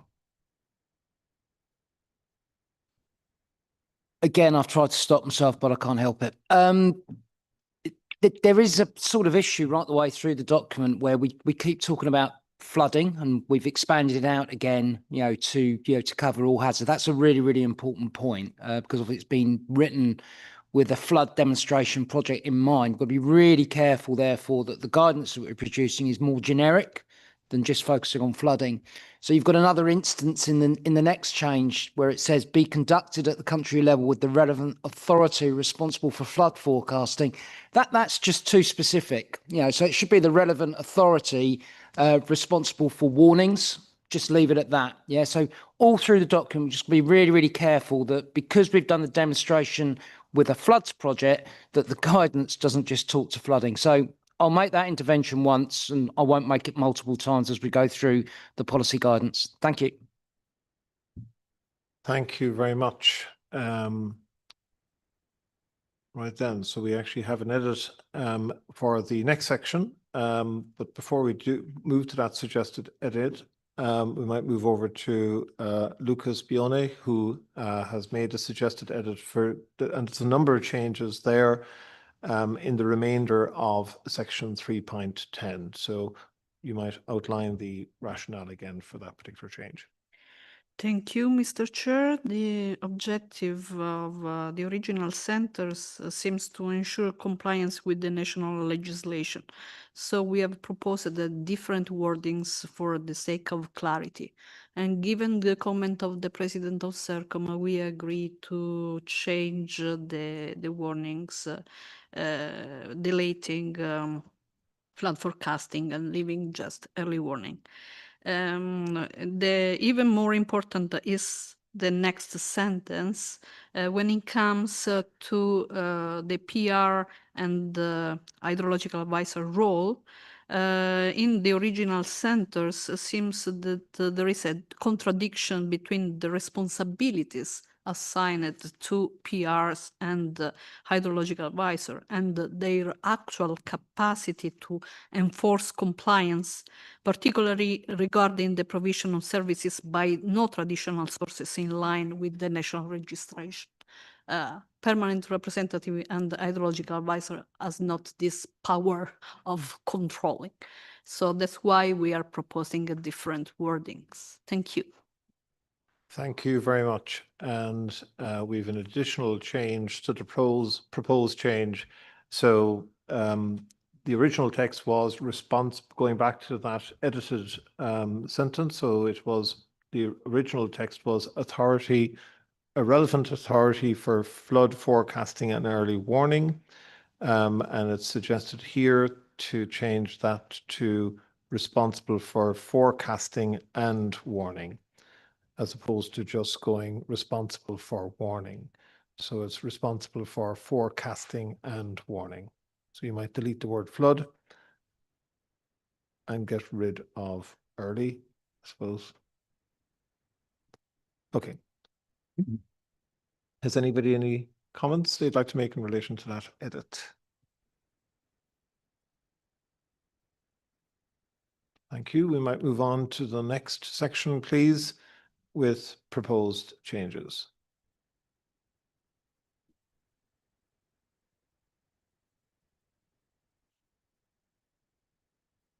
And we have an edit from Lucas Bione again, and it's in section 3.12, and it's to ensure the possible effect. So The rationale is in line with the previous comment. thank you very much. Has anybody any comments in relation to that change? Okay, thank you very much. Next, we're on to section 3.13, and this relates to changes from a suggested change from Dr. Nomura. So over to you. The floor is open to you in relation to that particular change. Thank you, Vice President. So it's just a more editorial change, but the terminology WIPS product provide contributor is a bit unclear. So we propose to change the text a bit to make it more general while keeping them the same meaning. So thank you. Thank you very much. Would anybody like to comment or take the floor in relation to that proposed change? Thank you. So next we move on to the section relating to proposed roadmap, and we have significant change here. So we might scroll down to see who is proposing this again. So we have Lucas Bione again. The floor is yours. You might outline the explanation for that, please. Thank you, Mr. Chair. As said previously in the general rationale, is to ensure consistency with the information document. The objective of the global riverine pilot was to examine the utility and the technical challenges involved in using products from non-traditional sources in WIPS for public weather hydrological climate services by NMHS. So it seems premature to seek recognition for non-traditional sources beyond the pilot phase with the roadmap here. So because prematurely proposing formal recognition may undermine the purpose of the pilot, which is to assess feasibility and challenges. So the information document outlines a clear timeline for evaluation and decision-making post-March. So the request is to align and to ensure this consistency. Thank you. Thank you very much. Has anybody any comments, or would they like to take the floor in relation to that suggested change? No, I don't see anybody seeking to take the floor. Unless I am mistaken, that's all the edits for resolution 4.1 /1. So with your permission, I will propose that we adopt draft resolution 4.1 /1 in its current form. I don't see anybody seeking the floor. We have President of CERCOM seeking the floor. The floor is yours. Yeah, thank you very much, Chair. This intervention will require a member to support it, but I hadn't realised you're going to approve the policy guidance and the resolution, because at the top in the resolution there's a request the President of INFCOM to report on progress. There's a request of INFCOM to engage with stakeholders. Inevitably, my request will be, if we can just go back to the top of the document. Really sorry, I just thought we were going to go back and, because we've only looked at the changes, not actually any interventions on other text. So just right back to the top, I do apologise. This is a very straightforward intervention if it's supported. There we go. So requests INFCOM to engage with participating stakeholders. Can I have, please, request INFCOM in close coordination with CERCOM to engage with participating stakeholders? I know that sounds trivial. It will need to be supported by members, but obviously the Standing Committee on Hydrological Services is running the pilot project at the moment in close coordination. So it's just a bog standard intervention, but if we can add that text, if it's supported by EC, INFCOM in close coordination with CERCOM, and then the rest is the same. Many thanks. Thank you very much. I think the process is that I need to seek a member to support that particular change. So we have the advisor from Ken Graham has the floor. Supported. Thank you very much. So we might add the suggested text. So Ian, so it's in requests, yes, in close coordination with CERCOM. Thank you very much for that. Right then. Okay, I'll move back to the proposal to adopt the draft resolution 4.1/1. Right then, I will now lower the gavel. Thank you very much. So that resolution has been accepted. So next, we'll keep Tatsuya on the podium. And what we're going to do is we're going to ask him to present the draft resolution 4.1/2. And this relates to public-private engagement, working relations on artificial intelligence. So the process will be Tatsuya will present the resolution for us, please, and then I'll open the floor for general comments. Then we'll go through the suggested edits, and then I will move to hopefully propose to adopt the recommendation. So this is a recommendation, just to be very, very clear. So I'm going to hand over to Tatsuya. Thank you, Mr. Chairman. Sorry. Thank you, Mr. Chairman. So this draft recommendation is a recommendation to the Congress about WMO call. Originally, it was called to the industry to collaborate on the development of AI models and tools to improve the provision of weather, climate, water, and other environmental services. And the purpose is to announce at the Extraordinary Congress that WMO will work collaboratively with stakeholders to meet a wide variety of global needs by applying AI ML technologies to strengthen the entire weather, climate, water, and environment-related services value chain. In other words, the call is intended to capitalize exciting AI ML technological advances to accelerate multi-stakeholders collaboration. And in short, it will recommend to the Congress the adoption of a Congress statement titled WMO Call through the draft resolution provided in the annex. And, the core part is about WMO calls for part,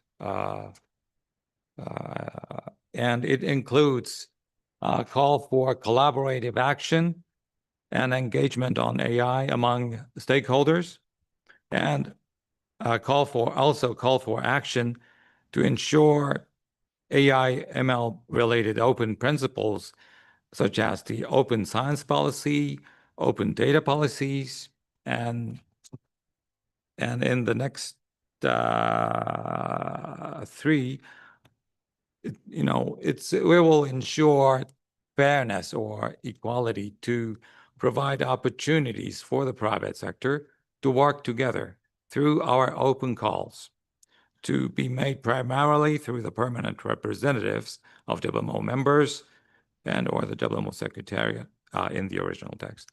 And also it calls for joining the discussion in the WMO-led dialogue platform, the open consultative platform.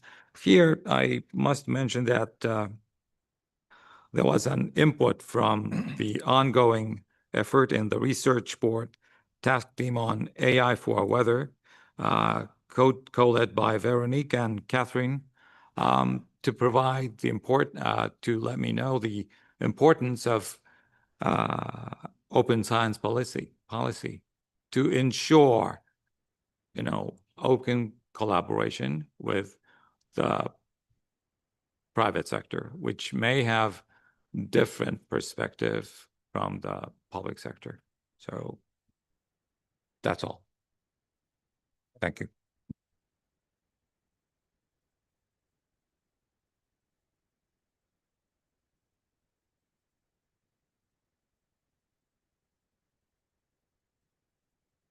Thank you very much. So the floor is open for any comments or queries that you might have in relation to that presentation from Tatsuya. Any queries or comments or questions? Okay, I don't see anybody seeking the floor on the general recommendation. So, so we might move to the texts relating to recommendation 4.1/2, and we can work through the individual proposed changes and modifications and edits. So, Tatsuya, are we okay? So this is the starting point, right then? So we might move through these one at a time. So we have draft recommendation 4.1/2 on the screen, and this is from the work in progress document, I understand, that's on the portal. So the first suggested changes we have, sorry.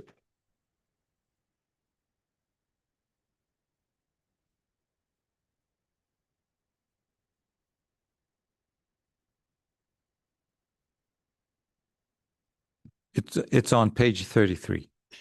Yeah.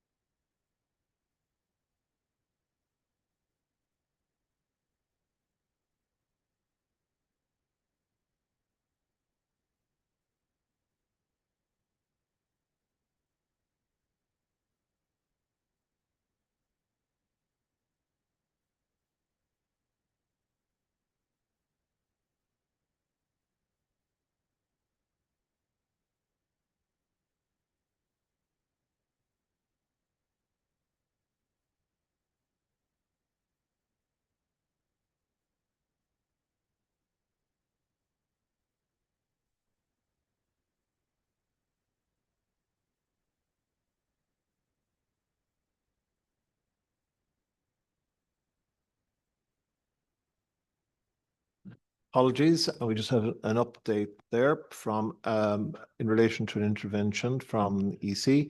So we'll go through the title first of all. So I'll hand over to Virginie Schwartz to outline the suggested change in the title, please, that has been made. Merci, Monsieur le Président. Les discussions d'hier matin ont bien mis en valeur les opportunités importantes de l'intelligence artificielle pour aider les services météorologiques nationaux à remplir leur mission, mais aussi les défis scientifiques, techniques, éthiques et les questions sur la mobilisation des compétences, des infrastructures, des outils. La collaboration est donc essentielle pour progresser sur tous ces sujets et j'accueille donc très favorablement cet appel à collaboration. L'objectif de cet amendement, comme de ceux qui suivront, est d'élargir et de renforcer la portée et le scope de cet appel à collaboration en élargissant le périmètre des partenaires visés par la recommandation à l'ensemble des parties prenantes, au-delà du seul secteur privé, le secteur académique, les organisations publiques de coopération et bien sûr les services météorologiques nationaux eux-mêmes ont aussi beaucoup à apporter. Et donc, il semble important d'élargir cet appel pour que tous ceux qui peuvent contribuer puissent se sentir concernés et venir participer à cette discussion. Hier, par exemple, les avancées réalisées par le Centre européen pour la prévision météorologique à moyen terme ont été présentées par le docteur Rohr Scaline, alors que la formulation initiale de l'appel à contribution pouvait sembler exclure ce type d'organisation. Je vous remercie. Thank you very much. And we might hand over to Lucas Bioni for the other changes that have been made to the title. Thank you, Mr. Chair. Please note that comments have been made following consultation also with the SERCOM president. Changes have been made to emphasize the research and infrastructure-related nature of current AI activities. In our opinion, it's premature to speak of AI-based services at this stage because the current focus remains on research, validation, infrastructure development, accessibility, with the potential for broader implementation in the future. With this in mind, we have adjusted the language in draft recommendation 4.1/2 and its two annexes to reduce the emphasis on services. Thank you very much. So the proposed title will be, I'll read it now, WMO call to all stakeholders to collaborate on the development of artificial intelligence and machine learning, environmental prediction technologies, tools, and applications. And we received an additional suggested change. Yuki, you might outline where for this particular text, where the proposed change is, please. I think it came from. Okay, so we have the floor. The floor is yours. It's okay, Yuki. Yeah. Yep. Yes, the floor is yours. Thank you, Chairman. Just a small suggestion here that if we are replacing weather and climate services with environmental prediction, I wanted to also suggest adding environmental monitoring and prediction technologies because we do use AI and ML also to fill in some of the observation gaps. Thank you. Thank you very much, Lena Cole. So that's environmental prediction and monitoring. So it's after the word prediction, adding the words and monitoring. So we might add those two words, please, as proposed by Lena Cole. Thank you. Excuse me. And I'll hand over to the floor to President of CERCOM, please. Okay, just a bit of additional context. The PR of Italy's intervention, we have been discussing this document extensively, within the Services Commission. It's not that Services doesn't think there's a huge range of applications and uses of AI for delivery of services. That is absolutely not the case. Just to be absolutely clear that the critical mass within the WMO at the moment does sit with the Infrastructure Commission and with the Research Board, who, as you will see later on, are being put forward as the co-leads for a joint advisory group as well. So we are a very active and interested party in the development of these services. And again, as Angela just said, who's also the Vice President of the Services Commission, it's not that we're not involved. We certainly are. We just want to make absolutely sure that at the moment, the critical mass in terms of development of where we're going within this organisation on machine learning rests with infrastructure and with the Research Board. Thank you very much. No intervention apart from that. No text. Thank you very much for that context. Right then, so I'll just read out that sentence once more. So the title is WMO call to all stakeholders to collaborate on the development of artificial intelligence and machine learning, environmental prediction and monitoring technologies, tools and applications. And we have Penny Endersby seeking the floor. Thank you, Mr. Chair. And this isn't about a text amendment. It's a more general point than that. Throughout this document, I have had a sense that we are writing this very much from the perspective of a WMO and what we want and what we want other organisations to do for us. And I do think I'm supportive of making this call. I do think we need to think more about why other players would want to engage with us. Many of the players we saw on stage yesterday, despite their warm awards, are quite capable of progressing without us. So as we make the call, I really would be looking to emphasise the unique element that WMO members have to play. We heard some from Professor Lang yesterday about collecting the observations data and also our onward chains in place to ensure that innovative products for warnings are actually delivered effectively so people and responders can act, and our ability to advise on good practice for those. And in some countries, legislation mandates that only official entities can issue warnings. So rather than change the text, I think what I would like to offer is, as the call goes out, I would be very happy to offer members of the Met Office to look at reviewing it from the perspective of the people it might land with, to see what would make it attractive in line with wherever we land on this document. Because I just think it's just been written from quite a WMO-centric perspective, and I think it may not be as attractive to the other players as we're hoping. Thank you very much.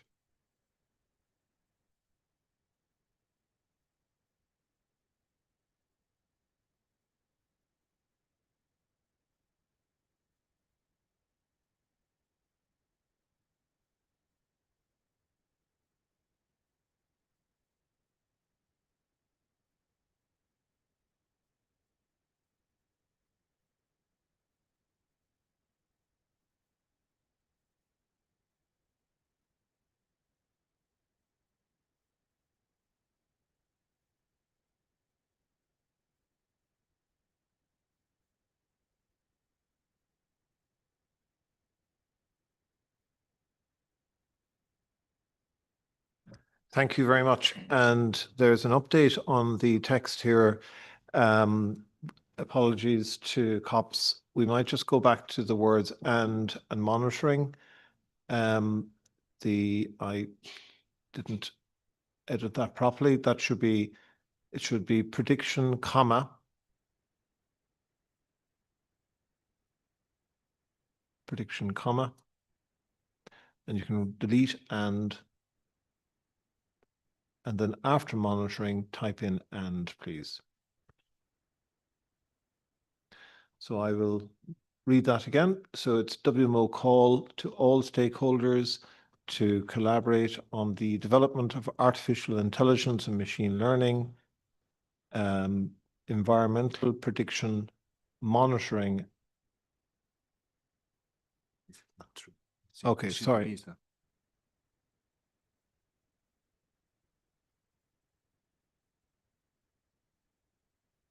Apologies. So we might actually just, could you cut monitoring and cut that out and put it just before prediction, please? Okay, so that should be environmental monitoring and prediction technologies. Okay, so apologies. So that should be, that should read WMO call to all stakeholders to collaborate on the development of artificial intelligence and machine learning, environmental monitoring and prediction technologies, tools and applications. Has anybody any further comments on that particular text? I don't see anybody seeking the floor. Next, we have an edit from Ken Graham on the recalling section. So I'll hand over to Ken Graham's advisors to update us on that particular suggested change. Thanks. So as we heard yesterday, and as Professor Endersby pointed out, AI has broad use in our community. The drivers simply are not from within the UN system. So we requested that this paragraph come out. It's not necessary. We certainly don't want to signal that the WMO only sees certain applications for AI. We'd be exploring how AI affects our science and services regardless of those other efforts. So simple deletion. Thank you very much. Has anybody any suggested comments or observations or queries in relation to that proposed deletion? I don't see anybody seeking the floor. So we can move on to the next edit. So the having examined, those edits appear to be a facsimile of the title, except we need to add in the reference to monitoring and to reflect the title. So that's so after environmental, it's monitoring and I think. Okay, so we have a suggested text. I'll read it out, which is having examined the text of the draft WMO call to all stakeholders to collaborate on the development of artificial intelligence and machine learning, environmental monitoring and prediction technologies, tools and applications after incorporating inputs to the 6th high-level OCP, etc. So has anybody any comments they'd like to make in relation to that change? It would be surprising if you do. Okay, so we're going to take that as accepted. Next, we move on to endorsing, and we have a suggested, if I'm correct, we have a suggested change from Virginie Schwartz. So over to you, Virginie. Merci, Monsieur le Président. Oui, pour clarifier nos modifications sur ce point, elles visent essentiellement à étendre le champ des parties prenantes qui sont concernées par cet appel et qui pourraient donc contribuer à des futures actualisations de ce texte. Les 2 conférences qui étaient citées dans la première version sont bien sûr des lieux au cours desquels il pourrait y avoir des contributions utiles, mais je pense que dans notre communauté, il y a beaucoup d'autres occasions aussi et nous souhaitions une rédaction un petit peu plus générique pour pouvoir inclure toutes les contributions. Merci. Thank you very much. And we'll be back to you about the next section. Has anybody any comments they'd like to make in relation to that suggested change?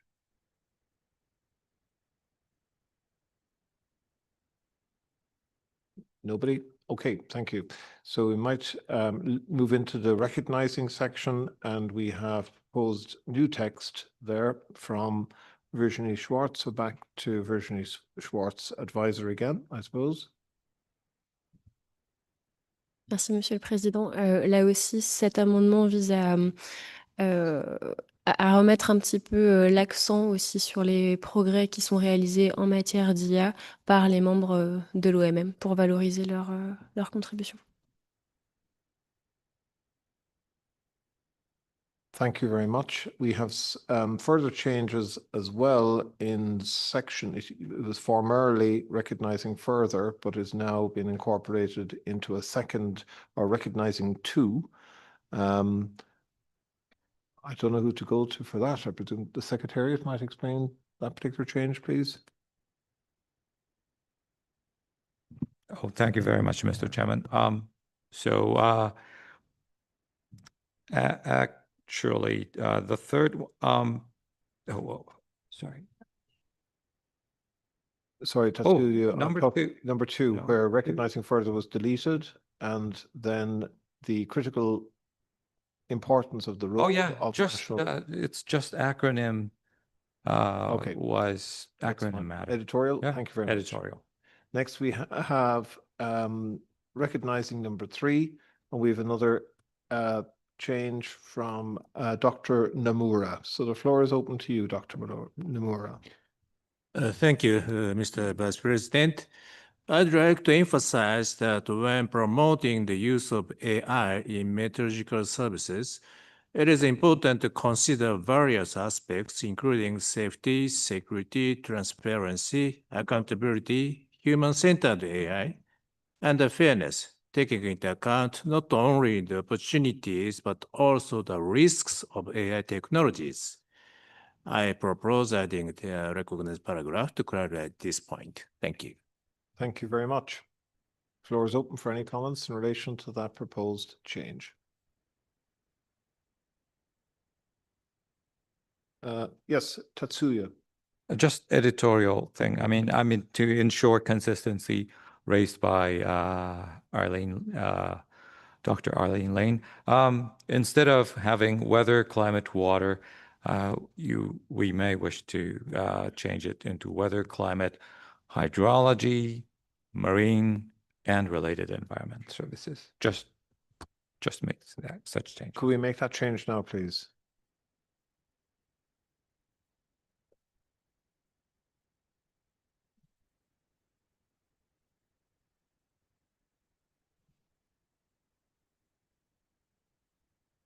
Thank you very much. So we'll have to keep an eye out for that inconsistency throughout the document, and also the other inconsistency that the President of CERCOM mentioned. Thank you very much.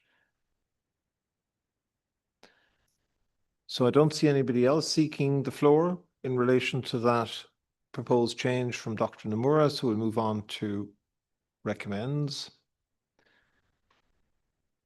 And the proposed changes here are just being consistent with the title of the call. And again, we need to add in and monitoring in there after environmental. So environmental monitoring and after environmental monitoring and. Okay, and we're just removing acronyms again. So that's just consistent with the title we've already agreed. So I don't think I need to go back to the floor for that. Then we have another change from Dr. Nomura titled Delegates. So I'll hand over the floor to you again, please, to outline the rationale there. Thank you, Mr. Vice President. This part and regarding also the request bracket 2, I'd like to comment.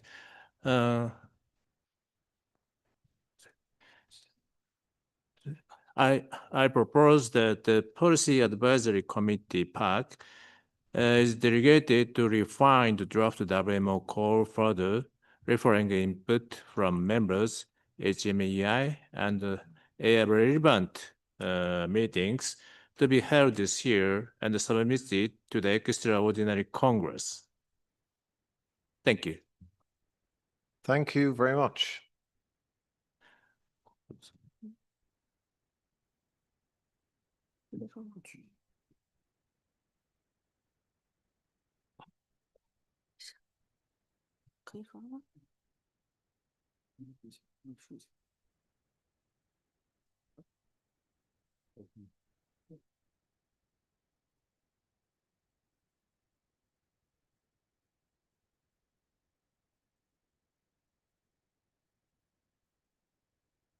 Thank you very much, Mr. Chair. So just I want to say two things. One is just consistency matter to change water into hydrology and marine. And with regard to the procedure for asking PAC members to refine the draft, the process, I mean, relevant changes have been made in work in progress document, and it will be explained from now, but the process will be something like a circular letter will be provided to all the members, hopefully in early June. And then all the comments are gathered, and then PAC members are suggested to review the inputs made by those entities. So Congress may have draft 1, 2, or 3 eventually, because we will have inputs from other events as well. Thank you. Thank you very much, Tatsuya. So this is by correspondence then? Yeah. Yes, we should add that into the text, please. Oh, it's in there. No, it's not. So Sarah Jones. Thank you very much. I think, yes, that proposal is good because it doesn't slow things down. It also responds to the comment of Professor Endersby and Schwartz earlier to gather input as part of this process. We would like to also emphasize that, as Ross Scarlin mentioned yesterday, there are international organizations who are making a big contribution, particularly the work of ECMWF and the UMETNet program together with ECMWF and UMETSAT. So we would like to add here after members and international members, international organizations and, sorry, don't add the and, just international organizations. Thank you.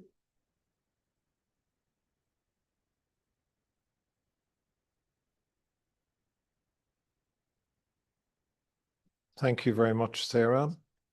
And if I could ask COPS to add, when you're finished, that change.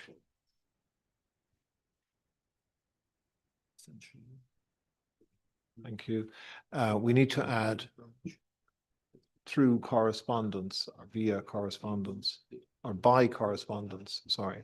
So it's the Policy Advisory Committee to refine the draft WMO call by correspondence. As in, we're not having a separate meeting.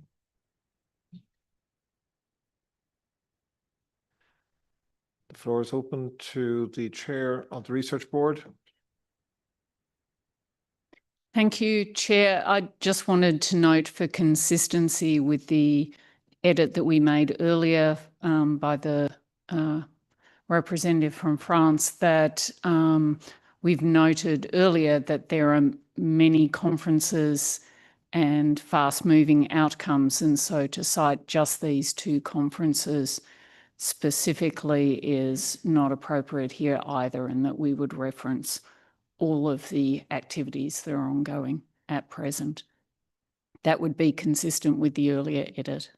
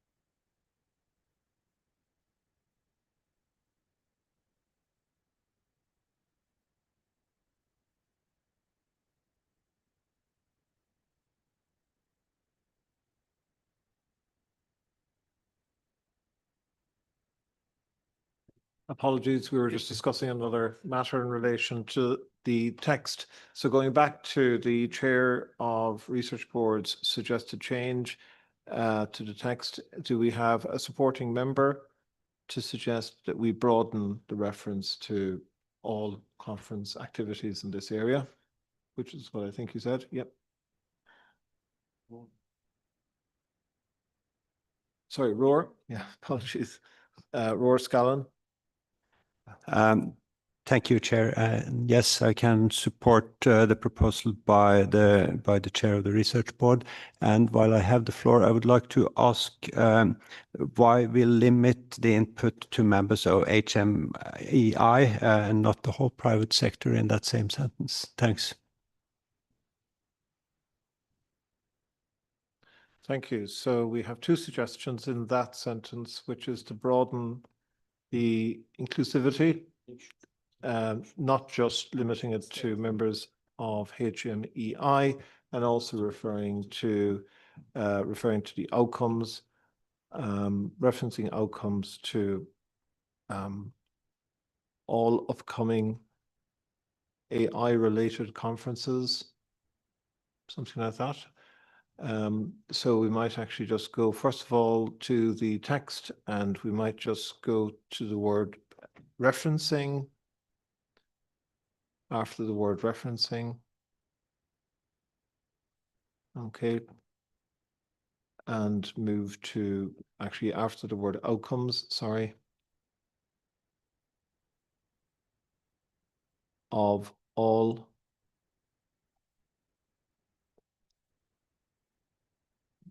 AI related conferences, including. And then to address the comment from Roar Scallon, we might go back to HMEI, the acronym.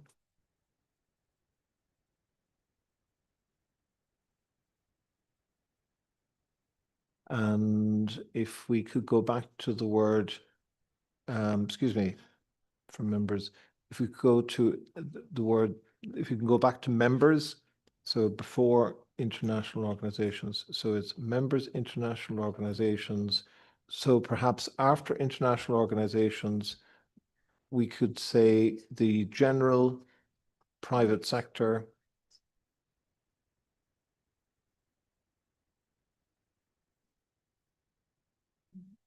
and then WMO. That's great. Thank you very much.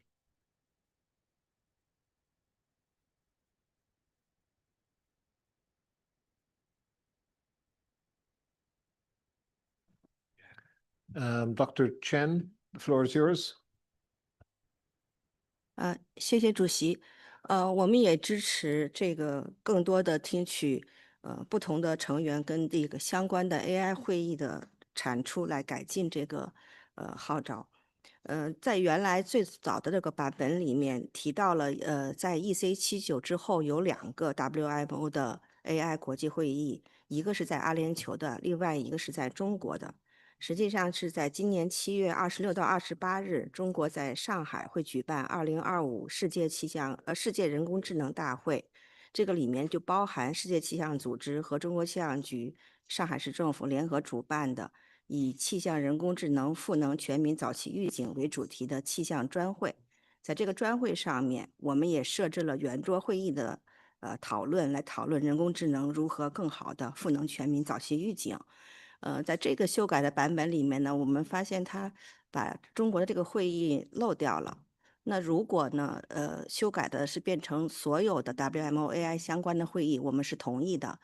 如果是还想保留这个后面有一些特殊的 mention 的那个内容的话，我们希望把中国上海的这个会议也保留，也借这个机会欢迎各位成员去上海一起来讨论。谢谢。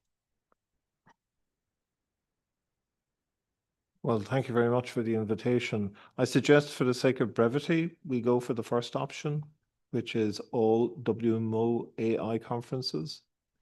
I have no problem with adding in the title of the Shanghai conference, but including So it's after the word including.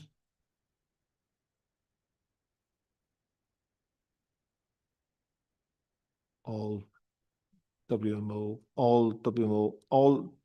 AI conferences.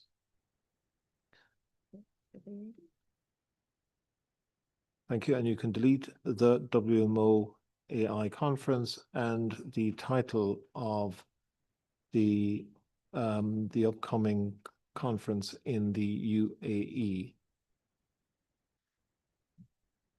And you can leave to be held after EC. I mean, you can keep to be held after EC 79. And you can delete that text.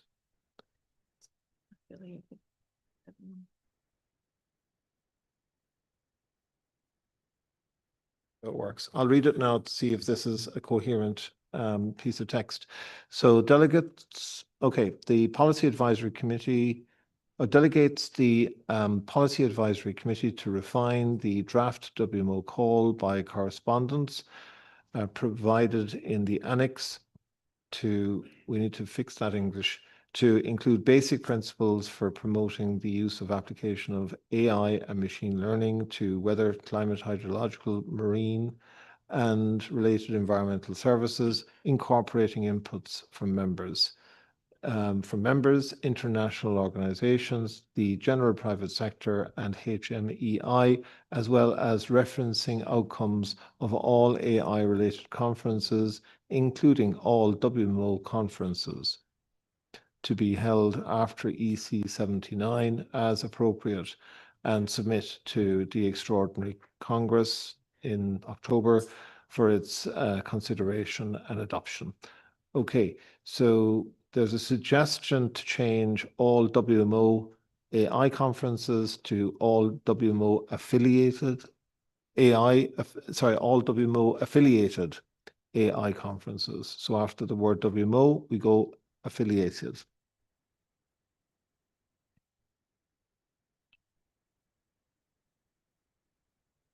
The second change is we might choose, if you don't mind, we might change by correspondence. We might just move that just to after provided but in the annex. So we might cut it from that position in the sentence and just move it to after annex. So does that read better? Okay. Right then, has anybody any other comments or suggested changes to that particular paragraph? That's something like that. That's a the observer from HMEI. Thank you. I appreciate you giving us a little bit of time on the floor here. I recognize that anything I say will need to be supported by a member. And I really appreciate this dialogue, and as well as the dialogue before with regard to several mentions of HMEI in these documents. But on this one, I want to specifically address the insertion of the general private sector and HMEI. I think it's really important that we as HMEI recognize and support that NMHSs are the authoritative voice. For over 20 years, we've worked to have a working arrangement, which is a special designation with the WMO. We also have worked to put forward a code of ethics, which is a set of rules by which we engage with NMHSs. And we are representing the private sector. There's nothing that precludes any of these companies that we're talking about from coming and joining HMEI for a fairly nominal fee, so that we can be a coordinating point to consolidate and bring forward a common voice. That's what we seek to do to push this community forward. If we circumvent HMEI and all this effort that's gone on over the last 20 years, we will continue to create a fragmented portion of the privatized part of this community, and we won't be able to consolidate to a more common voice that can help move us forward. I would appreciate the WMO's support in recognizing HMEI as the private industry representative, by which we are engaging by working arrangement and code of ethics where possible. And at the same time, in turn, we fully support the idea that NMHSs are the authoritative voice. We also fully support this idea before about permanent representatives being a channel for participation of private industry. But I would encourage permanent representatives, when they get private industry, to even come to them, that they would also say, hey, go sign up with HMEI so that you can be part of this one world, one voice idea so that we can move together as a community. Thank you very much. Do I, as part of the process, I will need to seek support from the Executive Council to modify the text to take into account that input. The advisor to Kenneth Graham.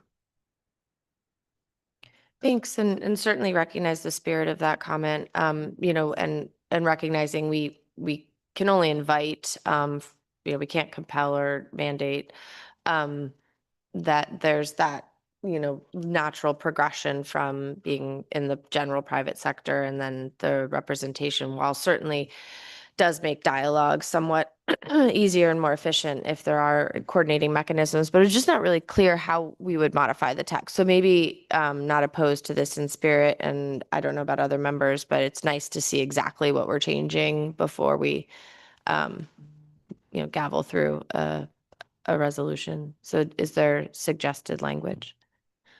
Thank you very much. Have you suggested language? Yes, simply that we, instead of inserting the general private sector, go ahead and list just international organizations and HMEI as the reference, as referencing outcomes, and making people aware that HMEI is representing the private industry and they can very easily sign up and join us. The only way they would be barred from joining HMEI is if they're not following the code of ethics that this council passed.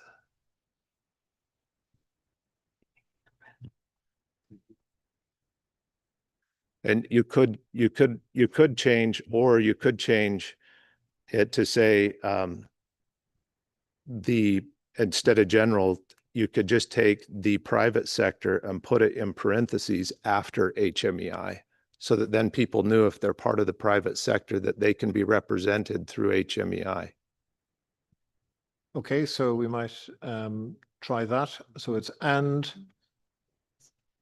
parentheses, sorry, HMEI parentheses, the private sector, the general private sector, or the private sector, I think. Close parentheses. So do we have support for this from the EC for this suggested edit?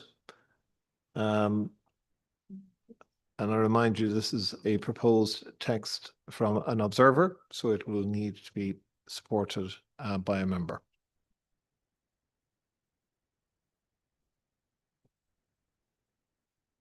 Perhaps Roar, I think you had indicated that you would like to see a change of that referred in some way to the private sector. You might provide us with some comments.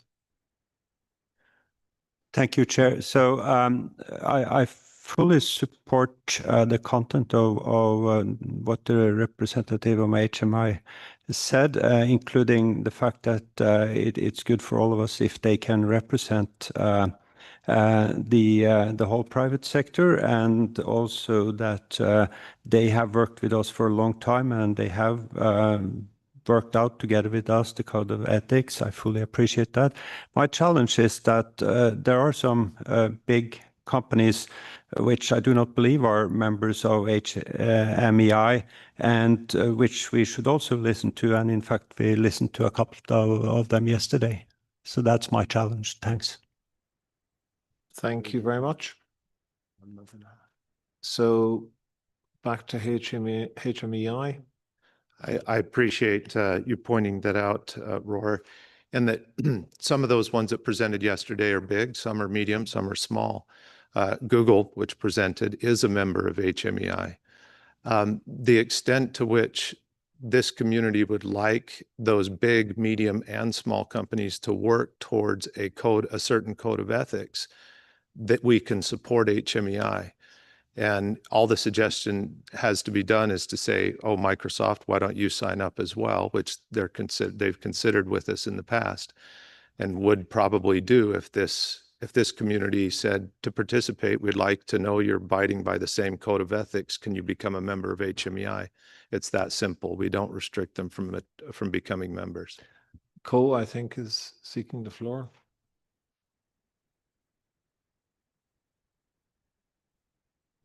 Thank you, Owen. And not specifically on this point, but I'm new to this position, but I think what's being requested of the Policy Advisory Committee is a pretty substantial activity to be accomplished in the 90 days between now and Congress.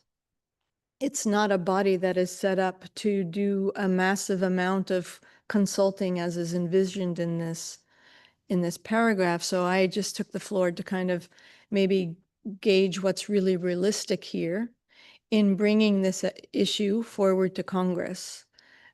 It could be that we could request the Secretariat to do some of these consultations, but I think what's envisioned here is challenging. And further, some of the requests of the Secretary General that follow are actually kind of incorporated already into this paragraph, because if we're bringing it to Congress, then there will be the distribution of documentation in advance of Congress, which is an alert to members. So I think there is some kind of rethinking of what we're looking to do here in a reasonable amount of time before Congress. Okay, that's quite a fundamental point, actually. Thank you very much. Ko will come to that. Abiter is seeking the floor. Over to you. Thank you, Chair. I think Ko Barrett's point is quite important. What are we seeking to do, and what are we going to actually be presenting to Congress? So I think from my perspective, I hear what HMEI is saying, and we did go through a lot of work in relation to getting that code of ethics sorted out and that kind of thing.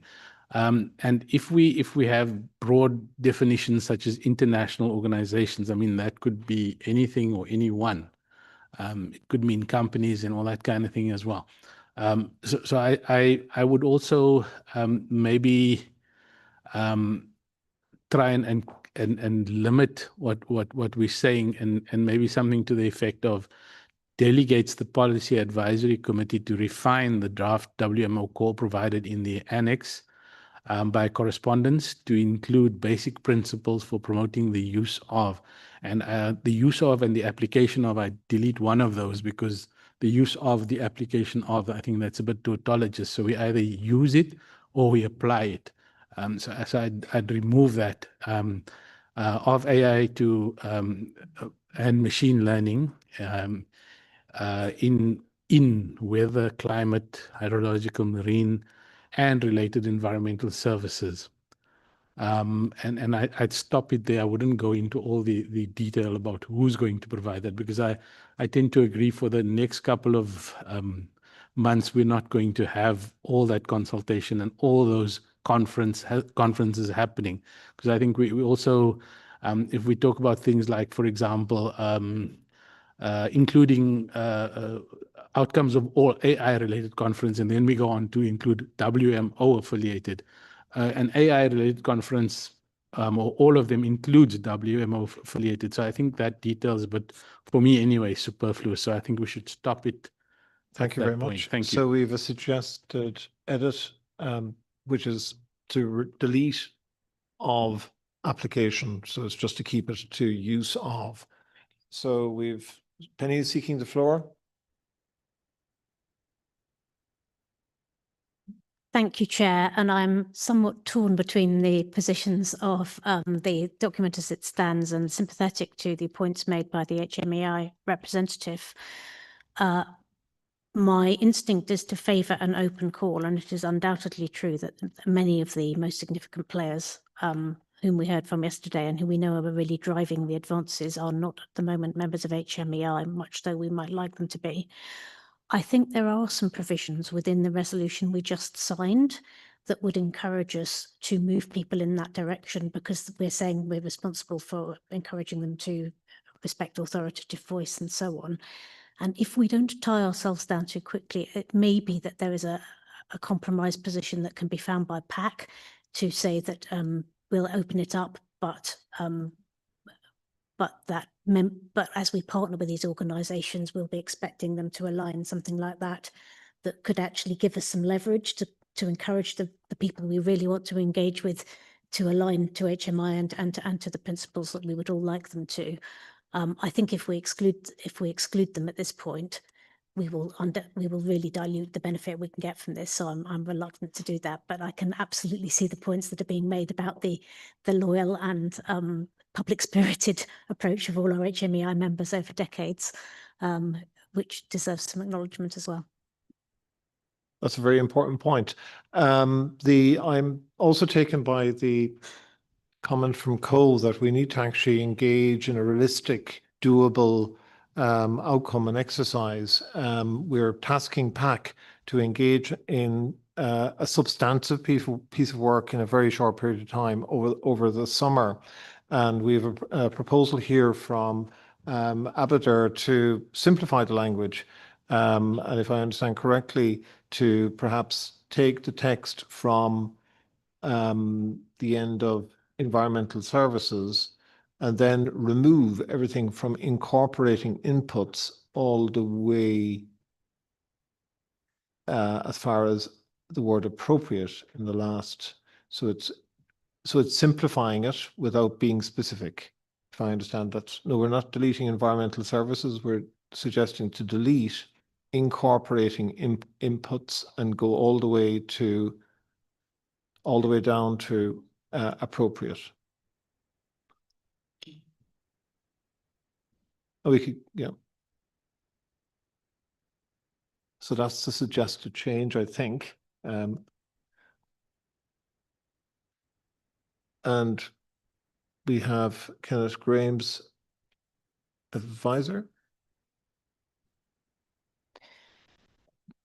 Yes, this all sounds good. And again, yeah, I appreciate the perspectives of HMEI. And I do agree that I think we're getting really much closer to sort of having that be a general direction as per the other resolution we just adopted, as Professor Endersby pointed out. So perhaps what would happen in the refining of this is something along those lines, where we talk about the convening power of entities in this space. So it would be sort of part of that refinement. So happy with the deletion to simplify that paragraph. My only question is about order of operations. So are we, is PAC expected to refine the statement? Sorry, it just went away. So now I'm not sure of the verbs.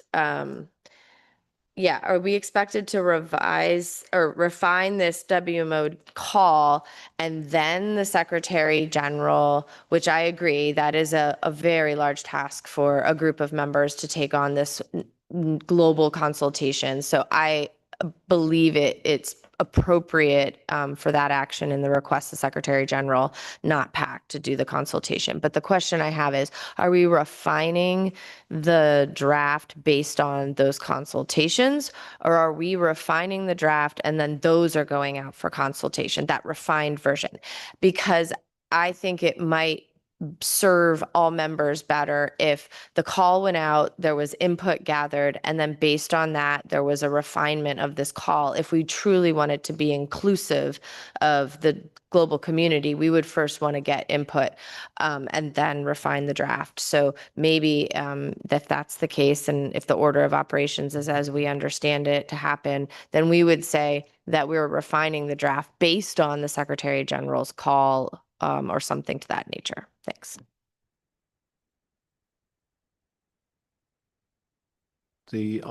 Cecile is looking for the floor. Thank you, Chair. And I think my comments were going to be very much in line with what Courtney just shared, because we started out with some rather odd degree of specificity about what conferences we would reference. Even just referencing WMO affiliated conferences suggests giving it preference and not some of the non-WMO ones. And as we've heard, we have some pretty big companies that are already involved in this space and have the wherewithal and the deep pockets to maybe advance faster than most of our national HMSs could.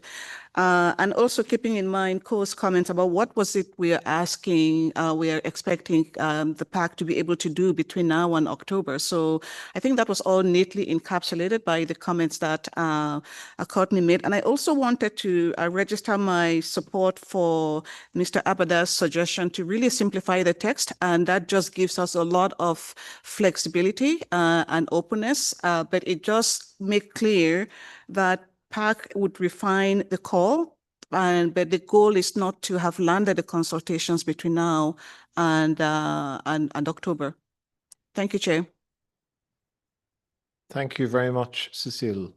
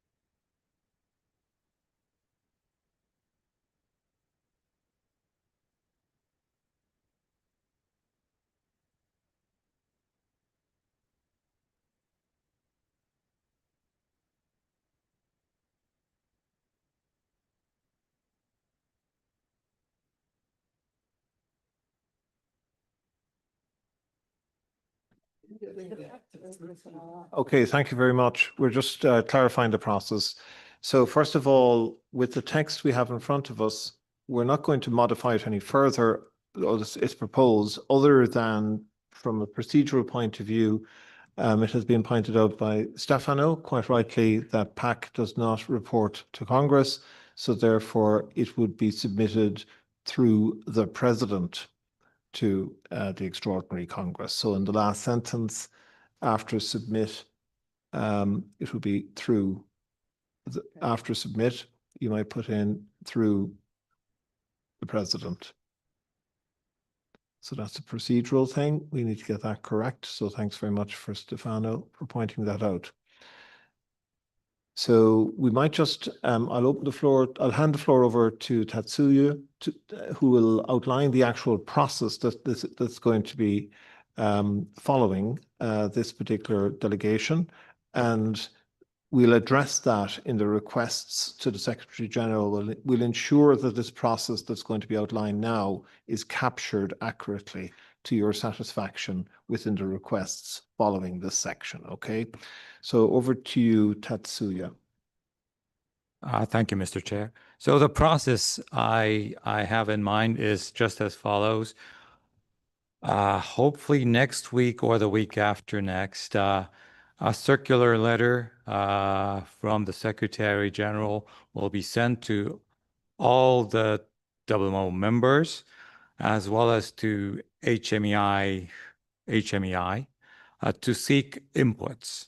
And within a month or maybe a little less than a month to provide inputs. And then the Secretariat will synthesize those comments into one document and ask to pack by correspondence, including online editing may be possible, to refine the document.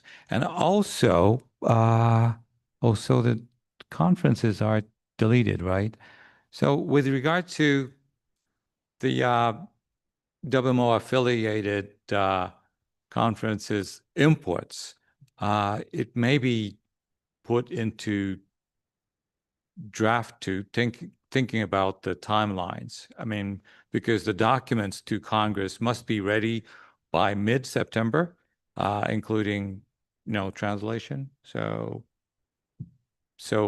draft 1 will be ready by having inputs, consultation among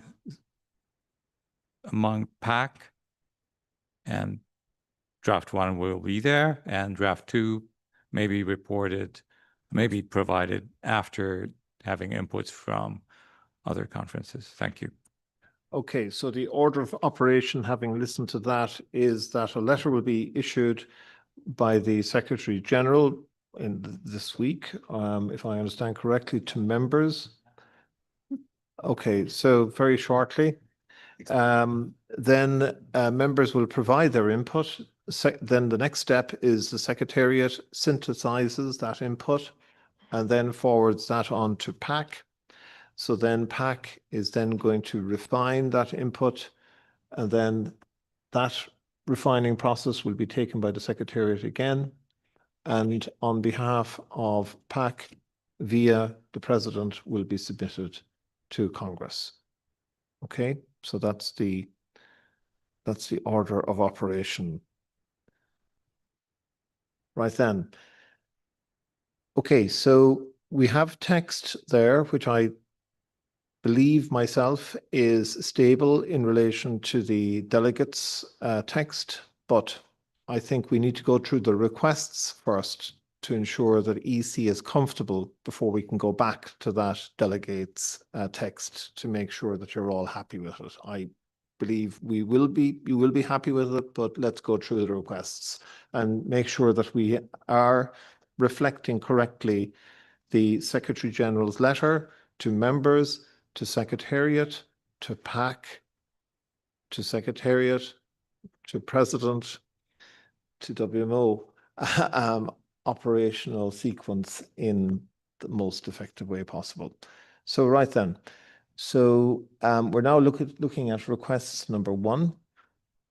And we have suggested changes here. So I might move to Virginie Schwartz, and then we can go to Dr. Nomura. So Virginie Schwartz, we're looking at request number 1. So you might outline the suggested changes there, please. Oui, merci, Monsieur le Chair. L'objectif de cette modification était de permettre la participation des membres de l'OMM, compte tenu des modifications que nous venons de faire dans le paragraphe précédent. Il me semble que la rédaction de cette procédure doit aussi être amendée pour refléter la nouvelle séquence de consultation.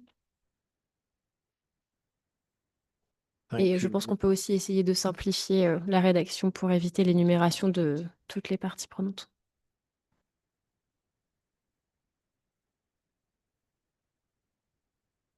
Thank you very much. Thank you very much, Virginie. That's consistent with the discussion so far. Next, I'll hand over to Dr. Nomura to outline the rationale behind the changes to this section in requests 1, please. So our proposed amendment is related to the paragraph we proposed, delegate PAC paragraph. So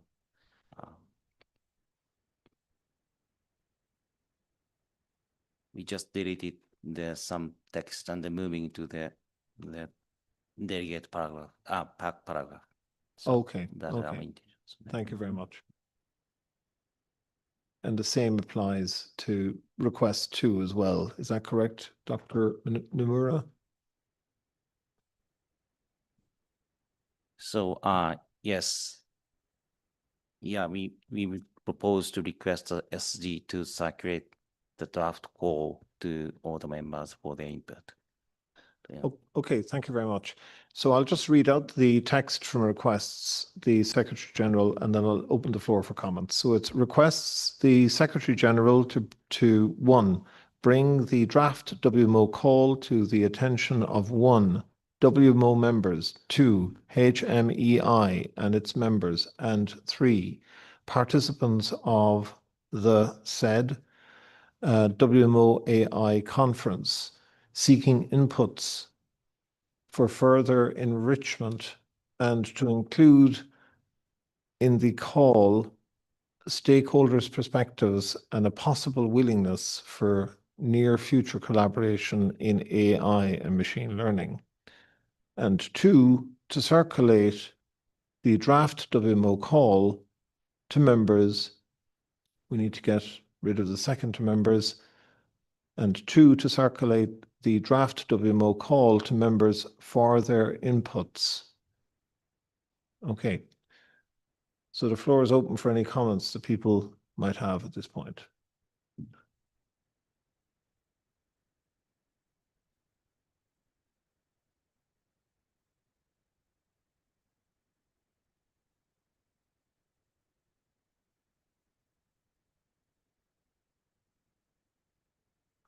Okay, so to stimulate your comments, I'm suggesting that we remove, to be consistent with the previous text, we remove a reference to the WMO AI conference. This is just to be consistent with the approach we're taking with the previous paragraph. So what we might do, yes, we might remove that and press delete. Thank you. So now we'll read it.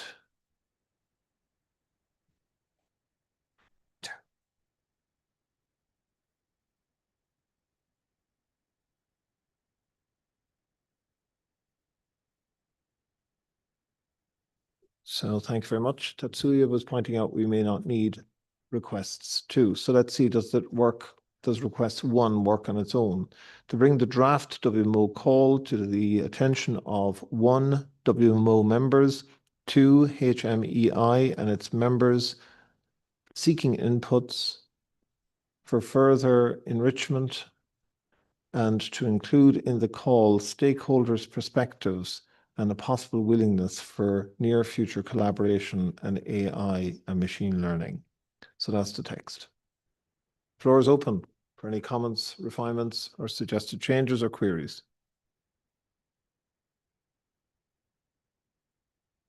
Floor is yours. Karnavati.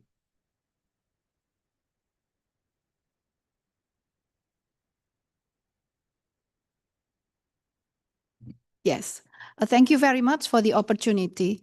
I just wondering about the request, the Secretary General, point number 1 and point number 2 seems to be similar. So perhaps it's redundant. Thank you very much. Exactly. What I suggest we do is we delete requests number 2. Thank you very much. It's not necessary. We have Virginie Schwartz seeking the floor. Merci, Monsieur le Président. Peut-être une clarification. J'avais compris dans l'intervention du secrétariat que l'idée était de consulter prioritairement les membres juste après cette réunion et ensuite d'inclure leur contribution pour faire une nouvelle version pour le PAC. Mais le premier point mentionne encore l'idée d'avoir une consultation des membres de HMEI en les interrogeant sur leur volonté de collaborer avec nous sur le sujet de l'intelligence artificielle. Et donc, je me demande si ce qui figure encore à l'écran est cohérent avec ce qui a été indiqué par le secrétariat. Merci. Yes, the Secretariat had said that a letter would be issued from the Secretary General seeking input from members. Then then the Secretariat would synthesize that and then hand that work over to PAC. Tatsuyu. Thank you very much for your inquiry. Thank you, Mr. Chairman. What I missed was that to refer to HMEI. So taking account of the time constraints, what the Secretariat could do is to circulate the letter next week or the week after next in parallel to members and to HMEI members. And then we synthesize all the comments and share them with PAC members by correspondence, maybe online documents to work on, to refine the documents. Thank you very much, sir. Thank you very much.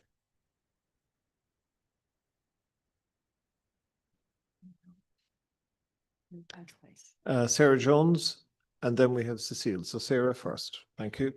Thank you very much. I think we're approaching consensus, but I would like to return to my earlier comment that the work of ECMWF, UMETSAT, UMETNet in this field is very substantial, and we can send letters to the members, and then all of us who are members of those organizations can send letters on to them and ask them to comment. I think it would be more efficient if we could add as 2 international organizations active in AI/ML development. Shall I say that again more slowly? Yes, please. So we might just go after 2. And Sarah, if you could add the text via so then that would be desk. Yeah, 2 and sorry, international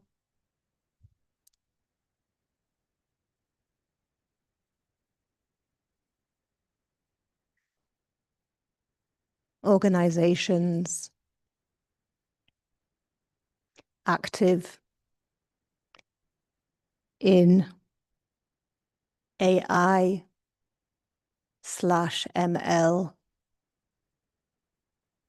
development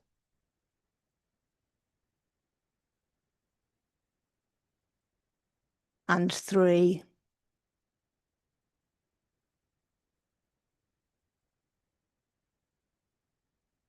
Thank you. Thank you very much. And that's consistent with the paragraph that is leading into this requests.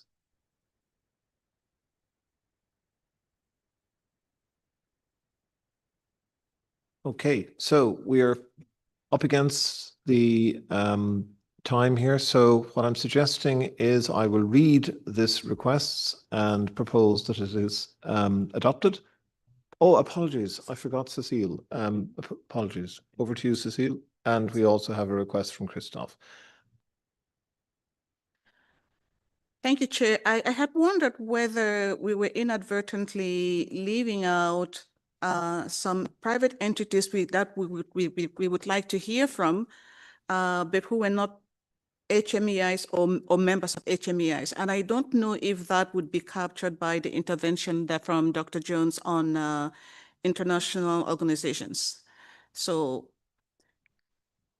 that's very clear, and apologies for not coming to you. Over to Professor Appenzeller. Thank you, Chair. And I just would like to support what Sarah Jones just had added, but I think we should say International Meteorological Organization, just to be clear that we don't want to have everything. Okay, so it's 12 o'clock, and in fairness to our translators, they have been working really hard all morning. So I think it's incumbent on me to close the session at this point to give time for people to rest. So we will resume at 2 o'clock at this point in the document. And I'm just going to hand over to Anthony before I close the session, who has a number of announcements to make. Over to you, Anthony. Thank you very much, Mr. Chair. Just to remind people, the Selection Committee for Young Scientist Award, it's a closed meeting, will be in Jura 8 at 12:30. And the Sessional Committee on the Review of Bodies Reporting to the EC will be in Salle B. The meeting is limited, as was said this morning, to EC members and their advisors. chairs or representatives of the subsidiary body reporting to the EC. Thank you. And before we finish, I might give the floor to Luca Baioni, who has a comment on the side event. Yes, thanks.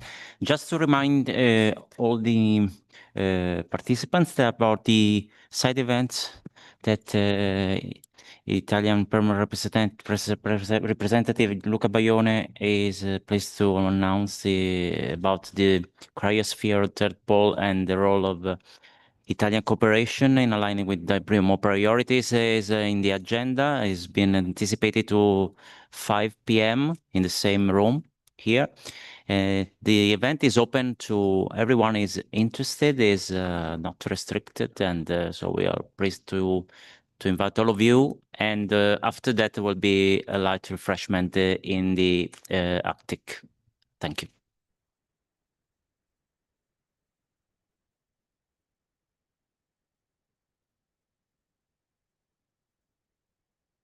So the session is ended. Thank you very much. So, sorry.